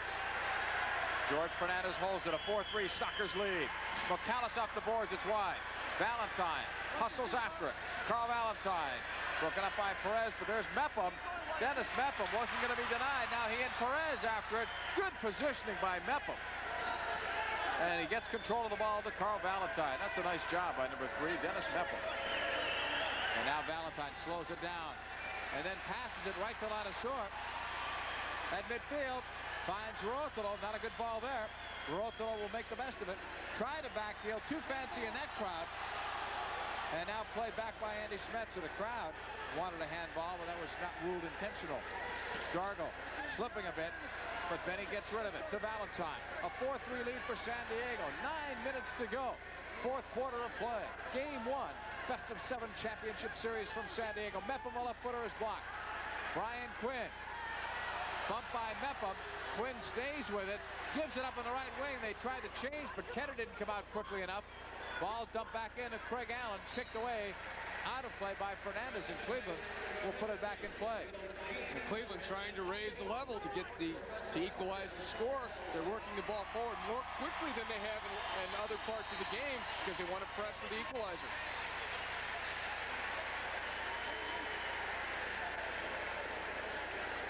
Timo Liakowski, 6th year in the MISL playoffs, 6 in a row with the Cleveland Force. Paul Kitson puts it in play. Allen wanting to turn, couldn't do it, out to Dargle, and he shot it up high and out of play. And a goal kick coming up for Jim Gorsuch. Good opportunity that time for Craig Allen and company. Allen is always dangerous. Anytime the ball is in the box, he seems to be near it. He knows what to do. He knows how to hold players off and try and finish his chances as he turns. Well, Allen, Valentine, among players at the Force, really may have to do some negotiating with, because with that new salary cap, and San Diego's got the same problem. 2 highly paid goalkeepers and a lot of players that deserve a raise on both teams, but because of the new salary cap, we might have to find some good accountants. They may become the MVPs in the MISL. On the right side, it's Dougherty. Both teams will do their best to re-sign the nucleus, but they may lose a couple of good people. Here's Mepham going long. Gorsuch was going to come out. Valentine blocked there by Dougherty. Crow in there to Dougherty, and Dougherty will clear it away. On the run is Ketter. He and Dargle collide. Ketter guilty tonight, I think, 2 cases of bad acting. On the right side, it's Dargle. Up to Kitson. Across, Valentine looking, shooting, score! Carl Valentine ties it at 4. And the Force bench erupts to greet him. And I was about to criticize Valentine for not taking that shot on the first touch because the ball was slotted through very nicely by Paul Kitson to him. He didn't like it on the left foot, so he cut the ball back along his right, and he put it away. He just was able to slot it down low around Jim Gorsuch. The play starts here as Dargle works the ball to Kitson. Kitson, a little bit of a fake, but then puts the ball across. Valentine could have maybe taken the shot immediately. Instead, cut inside to get the ball on his right foot and to give himself a better angle. And he had enough time to do it, and that's because the San Diego Sockers weren't marking him closely enough. They allowed him to sneak in behind on that side, and a man of his abilities is able to finish those type of chances. Well, you took away my question because I was about to second-guess him for that as well. But Carl Valentine, who turns with the best of the forwards in the Major Indoor Soccer League, makes a great turn and gets the goal that ties it. Now we're even at 4 with 7:50 left. Valentine goal, his 5th of the year, playoffs that is, from Kitson, who gets his first playoff point of this playoff season. In the left wing area, it's DeFlorio, and it's knocked back now to Gorsuch. 7.5 to go. But how about this Cleveland Force team? They're the underdogs, and Timo Liakowski understands that and expects it. As San Diego cleaned up during the regular season, they should be the favorite, but Cleveland's given them everything they can handle. Fernandez, neutral zone. Back now to Hermes. Roato turns just wide, and not by much. On the left side, it's DeFlorio. Nice move around Hermes. Looking long on the right. Andy Schmetzer. And now Cleveland guilty of some poor passing. But they get the ball back, perhaps? No, Perez gets in front. Hugo Perez stumbled a bit, now gets it back. Over the line, he comes against Armstrong. Holding it. He's got McAllis free on the right. Perez on the right foot. Bring it back, and it was blocked. Here's McAllis. Couldn't control the spinning ball, and it goes on a play. Perez that time had McAllis open, but chose to go one-on-one on the other side. And Ron Newman, I think, shook his head on that. But you know, when you have the great goal scorers like that, oftentimes you'll do that. You'll say, why didn't he do this? Why didn't he do that? But then the goal scorers come through. Now, Perez, he dances so well, and he's able to find those opportunities. Already scored 2 tonight. You can't blame him if he goes for that 3rd one because he's been successful at it thus far. The man to the left of Timo Liakowski is Jay Hoffman, who has been with Timo now for several years. They work very well as a team. Dennis Mepham holding it, lifting it. Allen for Kitson. Paul Kitson in the corner against Fernandez. A 4-4 tie with 6:22 to play in regulation time. Out at the right side to Dargle. Into the corner it goes. Kitson will get it with a second attempt. Off the boards. Allen was held up, and now Ladouceur clears it out. Nice job by Essie Bahamas to get out of the way of that and not stop a potential break. Dargle from Valentine in for Allen, who is tied up by Fernandez. Down to the corner. And Ladouceur has lost his shoe. He's out there playing without one. Yeah, for those of you keeping stats, that's the 2nd time it happened to San Diego. Ketter draws a foul against Craig Allen. That'll be the 5th foul on Cleveland. That one could come back and hurt him. Ketter off to the races. Allen trying to get inside of him. He gets there late and tangles his legs up with Ketters and takes him down. Julie V over the line to McAllis. The shot, but it's right at P.J. Johns. And I see Mepham going down. Did V trip him? V obstructed him. V said, well, I don't feel like chasing Dennis back on this run. I'll just stay in his way. And we only had 1 foul, so 1 more won't hurt. 2 fouls on San Diego, 4 the other way. I just saw Julie in the area and made the assumption. Valentine to midfield. Carl Valentine's goal tied it. This game has never been more than 1 goal apart for either side. To the right wing boards. V and Mepham. And V has his arms all over Mepham. Ball played back, P.J. Johns. Rolls it right to Valentine, a 4-4 tie. We're approaching the 5-minute mark, 5:07 to go. Fourth quarter, Mepham after it, and it goes out of play, and both sides say it's theirs. The official says it's going to be San Diego's ball. And Jim Gorsuch will have the ball and a goal kick when we come back. The next 5 minutes and 4 seconds should decide it. If not, it's overtime. We're tied at 4. 5:04 to play at regulation time. A reminder coming up next on FNN Score. Immediately following the game is Tell Shop, America's favorite shopping show. That's up next, but we still have a lot of time left in this one. Almost 5 minutes to go. Clavillo back to Jim Gorsuch. And San Diego and Cleveland in a 4-4 tie, and it may be the next goal that actually is the game winner. As Haskavy plays it up to Andy Schmetzer. Now to Gino DeFlorio. Across the way to Haskavy. Kai Haskavy has had a magnificent game. Up the wing for DeFlorio. Kevin Crow on him. On the left wing side, it's Armstrong. Blocked once, and now it's Hermes who'll get it. Leads it for Clavijo, but there's Haskavy. And a foul is going to be called. Well, Haskavy did a nice job. He's not going to match Clavijo with speed, but he can get there by good positioning, and he did.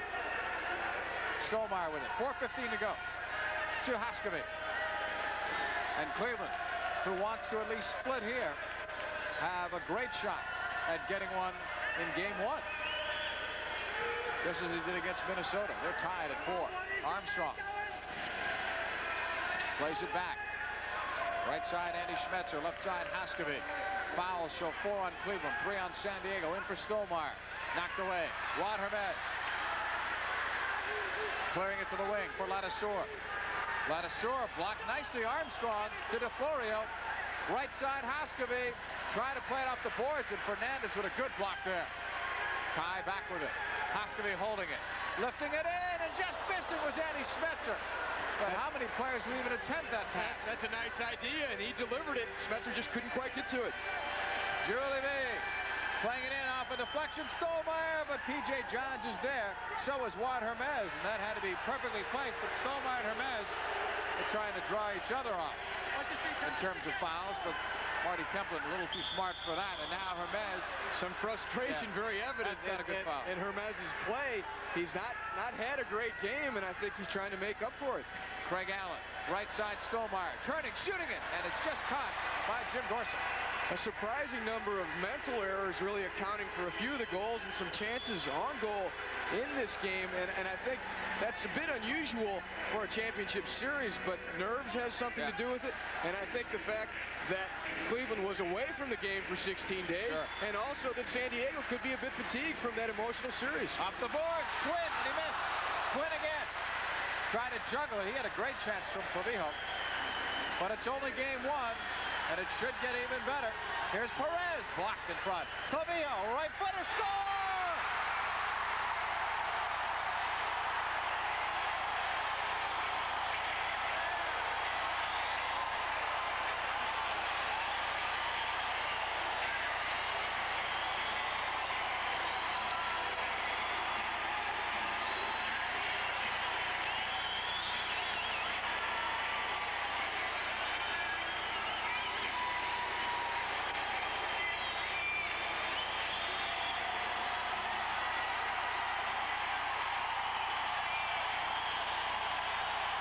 It's been a strange game in some ways, and Clavijo mishit this ball. He topped it, he got too much topspin on it, and he may have injured himself because he did strike the ball awkwardly, so a painful goal for him. Hopefully the injury's not serious, but it's Perez again drawing players and starting to play, but Clavijo with that shot that was really a strange shot because he did not hit it well, and it was deflected. On top of it, P.J. Johns having no chance. Clavijo getting this rebound, and you see the top spin on it. It goes through heavy traffic. Johns doesn't even see it until it's under him. So off of a deflection, not the prettiest goal of the night, but they all count. And San Diego with a lead now by 1, and you could probably anticipate Cleveland going with a 6th attacker to try and get the tie. But Clavio was in some pain. You caught that during the celebration. He was holding his leg the whole time that Perez was congratulating him. Who made up that sign? The fat lady won't sing till we wear our 6th ring. Well, they're dancing here in San Diego, but judging by the number of times that this game has been tied, yeah, I mean, Cleveland led it 1-0. San Diego tied it. Then it was 2-1 San Diego. Then it was tied a second time. San Diego took a lead for the 3rd time. It was tied by DeFlorio. 4 times this game has been tied. As you said, they all count, but I'd be a bit disappointed to see that type of goal be the one that decides it. Yeah, me too. With 2:28 left, we'll see. Andy Schmetzer will be in goal as a 6th attacker. Valentine to Andy Schmetzer. Left side of Valentine, and a whistle sounds. Let's see. Something's going on down there. Maybe something was thrown out of the field, maybe. Kai Hoskeby coming over to talk to something Marty seems Kempler. to have broken loose along the boards. One of the panels that holds the glass in place. So they will work on that problem with 2:18 to go. Ties quickly on the 6th attacker. The strategy. What's Cleveland going to look to do? Cleveland needs to keep possession in order to apply the pressure gradually. They don't want to cough the ball up because San Diego is so good on the counterattack. San Diego is obviously going to look for an empty net goal, and the way you avoid that is to make sure that you work the ball and keep possession and pick your shots. Here's Cleveland with the ball. 5-4, San Diego leading it. Strohmeyer heading it down to Andy Schmetzer, blocked by Hermes. On the last goal by Clavio, they have now called it unassisted. No assist for Perez. So give it to Clavio. Strohmeyer, good run. In the back, score! It's tied! Greg Allen! Greg Allen has tied it up. So the Force will not lose this game, at least on that kind of a goal that Clavio had scored. What an excellent run by Stollmeyer as he was able to draw players to him, get into the San Diego box, and then just scoot that ball across for our man Allen, who's so good in that box. But he was able to elude the first tackle by Hermes, run inside of Quinn. He sets up Crow and is able to work the ball inside anyway to Allen, and Allen needs no space. The man's marked perfectly by Mocalis, but still is able to finish that one off. But it's the run by Stollmeyer that puts him in the position to be able to put it away. And Cleveland needs games like this from Craig Allen to beat San Diego. He's gotten 2 goals tonight, but as great as Stollmeyer has played, he's a candidate for their MVP of the playoffs. Realistically, the big guns have to be their big scorers in the playoffs if they're going to beat San Diego. And Allen showing there what he's got. A goal at the 13:01 mark. 6th of the playoffs from Stollmeyer. Played into Rotolo. And it bounces on one hop to P.J. Johns. 1:40 left in regulation time. Meppa. So game 1 has really heated up, right? 5 times it's been tied. It's been such a tight game. Valentine knocking it back. Dargle to Mepham. Blocked by Clavio, and it goes out of play, but it's good to see Clavio back out there. That's his first shift, and I don't think we would have seen Clavio back had that goal not been scored. I think you're right there. They would have wanted to rest him and make sure that it was not a serious injury to his foot, but a bit embarrassing for him to score a goal on that type of shot that he mishit to such an extent that he actually hurt himself. Dargle to Mepham, blocked by Dougherty. And now it's cleared all the way back into the soccer zone. Brian Quinn. Can the Sockers do it again? They have not trailed since the first quarter when Craig Allen scored. So each time though San Diego gets the goal that puts them ahead, Cleveland comes back and ties it. It's been played almost as if according to the script. And it's 5-5 here with 1:06 left in regulation time.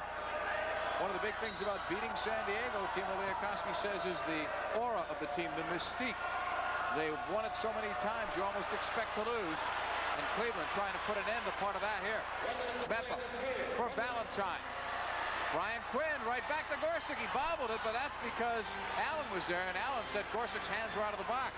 Cleveland showing a lot of poise here because they went down a goal with just a couple minutes left and were able to pull back. Perez up for Quinn. Right across, knocked back by Mepham and Valentine, and P.J. Johns throws it long. Pavia with a block, so Cleveland not backing up Ty and not playing for overtime. Johns was throwing for the home run. They're going for it, and like I said, well, like you were saying, really, Timo Liakowski talking about the mystique and the winning tradition here of the San Diego Sockers, all the banners up here in the rafters, but Cleveland has come here tonight to play and to win. Well, if you could equate it with another series that most of the country is following, look at the NBA, Detroit and Boston, and everybody keeps talking about that Celtic mystique, the aura. You look up at the Garden and you see all the championship flags, and that's what you have here as well. And it's always tough to play teams that have won it as many times as teams like San Diego. Up for Andy Schmetzer, and now Haskeby, who's had a great game, both ends of the floor, to Stolmeyer. Up the wing, DeFlorio. With Haskeby. Ty, blocked by Clavijo. And it's going all the way back to Stolmeyer. Cleveland tied it up on that sixth attacker goal and trying to win it here if they can do it. 11 seconds left in regulation. Schmetzer can't clear it out. Haskeby. And on one hop, Gorsuch's there. To Hermes, 4 seconds. Ladouceur was in the clear. Time will run out. That's it. Time will run out. Had Hermes gotten to that ball cleanly, he would have had to make a perfect chip, and Ladouceur would have had time. I don't know if he would have known for sure how much time was left, but there was 4 or 5 seconds of that play. Haskeby took a gamble there by not chasing back. I saw him look up at the clock, and he was gambling, but they wouldn't have time enough to get a real chance on goal before time ran out. Well, maybe someone else, but Ladouceur's got that speed, and there were a good 4 seconds when I looked up at the clock, and had the ball been struck, and especially a lead pass, he might have been off to the races, and that might have been like a photo finish in horse racing. It's 5-5, all tied up here. We're going for sudden death overtime, so the next goal for sure will be the game winner. It's 5-5 at the end of regulation. Brian Schmetzer across to George Fernandez. Look at the pressure put on by DeFlorio. Right side, McAllis. Gus McAllis to midfield. Across the line in a 5-5 tie. In the box, it just missed Perez. Hugo Perez will take it back. In the 5-5 tie to McAllis. Holding it. Cutting to the outside. McAllis out. He wanted Ruotolo, and it's too far away from Rafael. And now Ruotolo plays it up in the wing to Perez. Back to Fernandez. McAllis now to Fernandez again. Up for Hermes. Trying to cut it back to Ruotolo.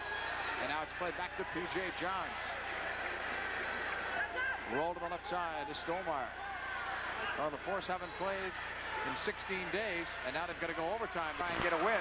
And meanwhile, the Sockers are a bit fatigued and banged up from their last series with Kansas City. Likewise, must do the same. They'll both welcome a day off tomorrow, even though Cleveland's had enough of them lately. But after playing at this kind of level and this kind of a game, it'll be tough, I think, to come back back-to-back nights. It's funny how the Cleveland players were saying before the game that they were going to be so happy just to see some different faces up against them rather than practicing against each other every day. There's Valentine. Nice cut outside. Good job by Fernandez, but Valentine stays with it. A foul. Handball on Cleveland. It gets boring after a while to kick your own guys in practice. Here's Quinn. It could be 3-on-2. Sockers with a good change on the fly. V coming on. Perez shot. Great save. P.J. Johns. And at this point of the game, you got to call it the save of the night. That's a tremendous save, and Perez put that shot on the money. He's the man that could put those away, and he has a chance to. A well-played ball by Quinn through to him, and that ball is headed into that upper corner, and P.J. Johns makes the save of the game, if only because of the timing, but it's also a tremendous save because the man who's hitting that shot is one who knows how to put those away. Look at the look of intensity. P.J. Johns telling everyone where to play. 12 saves tonight. Corner kick for San Diego. And in the corner, it's McAllis who will be trying to direct it. McAllis, short to V, right back off the boards. It hops to V on the shot. It bobbled in front, and now Michael King comes back. He's got some fresh legs. He hasn't played much, but Hermes is there. Wanted Dougherty. Dargle after, blocked, and played back to Johns with the ever-dangerous V on the doorstep. Now roll to Benny Dargle. Up the wing to Michael King, a 3-time All-American from Fairleigh Dickinson. Had 18 goals during the regular season. Up for Kitson. King makes it around the wing. Kitson holds it. Has Hermes on him. Paul Kitson Now with some dribbling to the top of the arc. He's blocked. Hermes plays it back now to Gorsuch. For a second there, it looked like they were giving Kitson a little too much room. He made a quick little move there. He faked rolling the ball backwards and then dragged it forward again and had a chance. Dougherty passing into the box, but Ketter was taken down. And now back comes Craig Allen. Oh, he and Julie V. Shoulder to shoulder, arm, and they both know how to use those arms. And V on the tackle gets called for the foul. Dargle on a restart. 2 fouls in San Diego, 1 the other way. A 5-5 tie. Allen holds it for Dargle. He was detained and dumped by Ketter, but no foul. Fernandez coming back. Ketter is down. He may have gotten hit. Let's see. A whistle will stop play. He collided with Craig Allen on his way back, but he's making it look much worse than it was. Allen just going in the same path as Ketter. But initially, it's Ketter that causes the foul here. He steps inside, does not play the ball. There's no chance he had of getting the ball, but he takes Dargle out. There's no call there. Ketter gets back up to head towards the other end, and in his path is Allen. They collide, and Ketter goes down like a ton of bricks when I don't think it was that serious of a collision. Well, Gorsuch pointed out that he thought, by his gesture, that it was quite an elbow. Bill Taylor looking at Ketter. You know, he may have been hit pretty hard there, but he's dropped to the ground so many times tonight that, you know, you just think that he might be playing it a little bit. There was some strong contact made, but it was not anything of intent by Allen. He may have seen Ketter at the last second and slowed up slightly, but Ketter trying to draw something goes down to make it appear worse than it probably was. I remember when you and I did New York Express games. Remember that?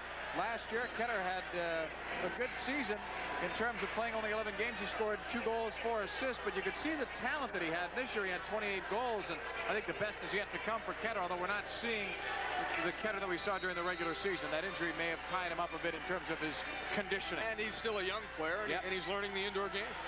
Quinn lifting it for Crow, but there's P.J. Johns, #1 in the MISL playoffs in terms of goalkeeper's average. Back for Hoskovy. Looking long for DeFlorio. Quinn has to hustle back. DeFlorio, who has 1 goal tonight. Now to the right side, Hoskovy. Tied at 5, 11-10 to go in sudden death overtime. Game 1, best of 7 championship series. Up to Desmond Armstrong. Cleveland trying to take the home field advantage away from San Diego. Game 2 Friday night right here. Sunday in Cleveland. Armstrong along the boards. A race for the ball. Ruotolo. Armstrong, good recovery. Ruotolo looked like he might go off to the races, and Armstrong did a good job jockeying for positioning along the boards. Clavillo to Quinn. Brian Quinn with it. Left footing it long for V. Try to reverse header on the flick. That would have been a tough one. And Hoskovy has taken it upon himself to play very deep here. He's coming back to collect the ball, to organize. He's trying to give some stability to this young team in such a crucial situation. Hoskovy will get it with P.J. Johns there. Playing it up the right side. There's P.J. Johns. Well out of goal. It's picked out. Fernandez long side off Hoscovy's foot. I don't know if that would have been on course, if it had enough speed. I'm not sure, but I still think was something. An unnecessary risk, and I think a poor selection by Hoskovy. Not that he gave a bad ball to P.J. Johns, but P.J. Johns is not a great player with his feet, and you don't want to see him drawn out of the goal like that. Schmetzer led for Perez. Oh, they're going to call holding. I thought Perez did as much holding there as Armstrong. He did it after Armstrong had initially intervened. So they were both fouling if you looked a bit late, but the initial foul was Armstrong. As he could see, he puts his arm in front of Perez because he's afraid he's going to be beaten. Then Perez started to hold Armstrong. I saw the end of that one. Quinn. And you saw the beginning. That's why you were the player and I was the announcer. Ball played in, and it's P.J. Johns. Long throw. Headed out by Fernandez. Ruotolo. Broken up by Armstrong, and there's Valentine. 9:35 left in OT. 5-5 score. Carl Valentine. You joined us late. No team is led by more than 1 goal. And a whistle and a foul on San Diego. That's their 3rd. 2 on Cleveland in the corner. Kitson. Block. I don't know about that one. That looked like just some inadvertent contact, and Kitson went down. Well, that's the 4th foul in San Diego. Free kick here for Paul Kitson. Had some great years with Baltimore. Kitson tried to play it, and it's blocked. Up into the air again. Down for Valentine. Kicked away by Fernandez. And now it's Dargle keeping it alive. Perez in there. Hugo Perez right back to Gorsuch. Oh, it looks pretty, but it's pretty dangerous. The fans like to see a little bit of that risk-taking, I guess. Ball is blocked and a foul on Kitson. That's 3 fouls. 9:02 to go. Here's another look. Kitson fouling Fernandez. Kitson just there a little bit late. Crow tried to play that one off the glass to V, and it went a bit too high. Not by much. 8:59 left now in overtime. Next goal will do it. 5 different times the game has been tied. Ron Newman checking the script there, trying to figure out what he might try next. Who knows what's going to happen in this one? Seen some great goals, some fluky goals. Some nice stuff, some saves on both ends. Although P.J. Johns has had to make the better of the saves tonight. Foul call there. San Diego with 5 now. They've got to be careful. Valentine. Cleveland manned up with a power play in overtime. Intended for Allen, blocked by Clavijo. Dougherty after with Valentine. And that's the best way to defend against Craig Allen, is to deny him the ball. And that's what Clavijo was quick enough to do, to step in front, knock the ball away before Allen could get it under control and start to do his damage. Dargle across the way to Dennis Mepham. Mepham over the line, picked up by Julie V. Now plays it back to Benny Dargle. Dargle off the boards for Craig Allen. Allen against Clavijo and Dougherty to Dargle, and he put it upstairs. That takes some of the pressure off there, because San Diego obviously does not want to foul. It would be their 6th foul, and if Cleveland plays it, they go one-on-one and try to draw it, they may get one. Now, that's why you see them trying to work the ball in deep to Craig Allen, because he's very strong on the ball. He leans into defenders, gets them a bit off balance, tries to turn, and many times they have to foul just to stay with him. Jim Gorsuch, 12 saves tonight. Gorsuch, one of the underrated goalkeepers, actually, in the MISL. For the first time this year, he and Toth each won more than 20 games. 2 goalkeepers in the same team doing that. Right side, Armstrong with a block. Gave it up, Hermes, and this one's way up and out of play. Still tied at 5 with 8:01 to go. It's just game 1, but Ron Newman has got to be wondering about his troops there, because against Tacoma they lost a game. They only tied 5 games here during the regular season. They lose 1 to Tacoma. They lose the first one to Kansas City. So he's got to be concerned about that. It's been the trend for them to drop the first game, even at home. But I think what Timo Liakowski told us earlier, what Cleveland was trying to accomplish tonight, was to serve notice to San Diego that they're in for a long series. Well, they've served it whether they win it or lose it. McCallum to the left side for Hermes. To V. Don't forget, on FNN Score, the Home Shopping Network is next. And you've got 2 teams here, each shopping for the goal that'll do it in overtime. 5-5 with 7:35 remaining in the first overtime. We'll go as long as it takes for someone to score. On the right side, it's Ladasur. Leading, Clavijo, left footer, score! San Diego wins game 1.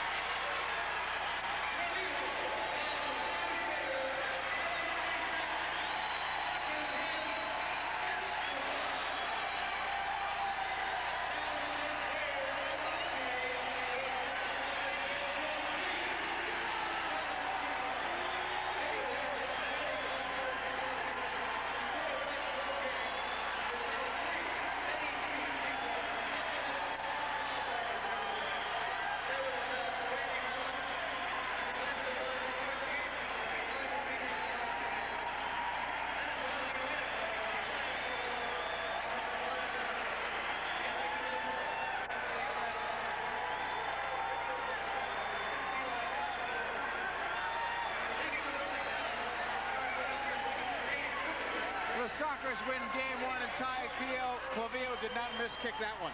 No, he didn't. He made a tremendous run from the back and was able to finish it off with a big flourish. What a tremendous shot. Alive to serve, fighting very hard in the corner. He looks up very quickly, and as Clavillo sneaking in behind, Gino DeFlorio streaks through, touches the ball once, and just blasts the ball hard and high above P.J. Johns. P.J. Johns with no chance, and a valiant effort really by the Cleveland Force players goes unrewarded. But the San Diego Sockers, they prove that they're so successful. They keep coming and fighting and looking for the winner, and it's Clavillo, a defender, who breaks through to take that winning shot.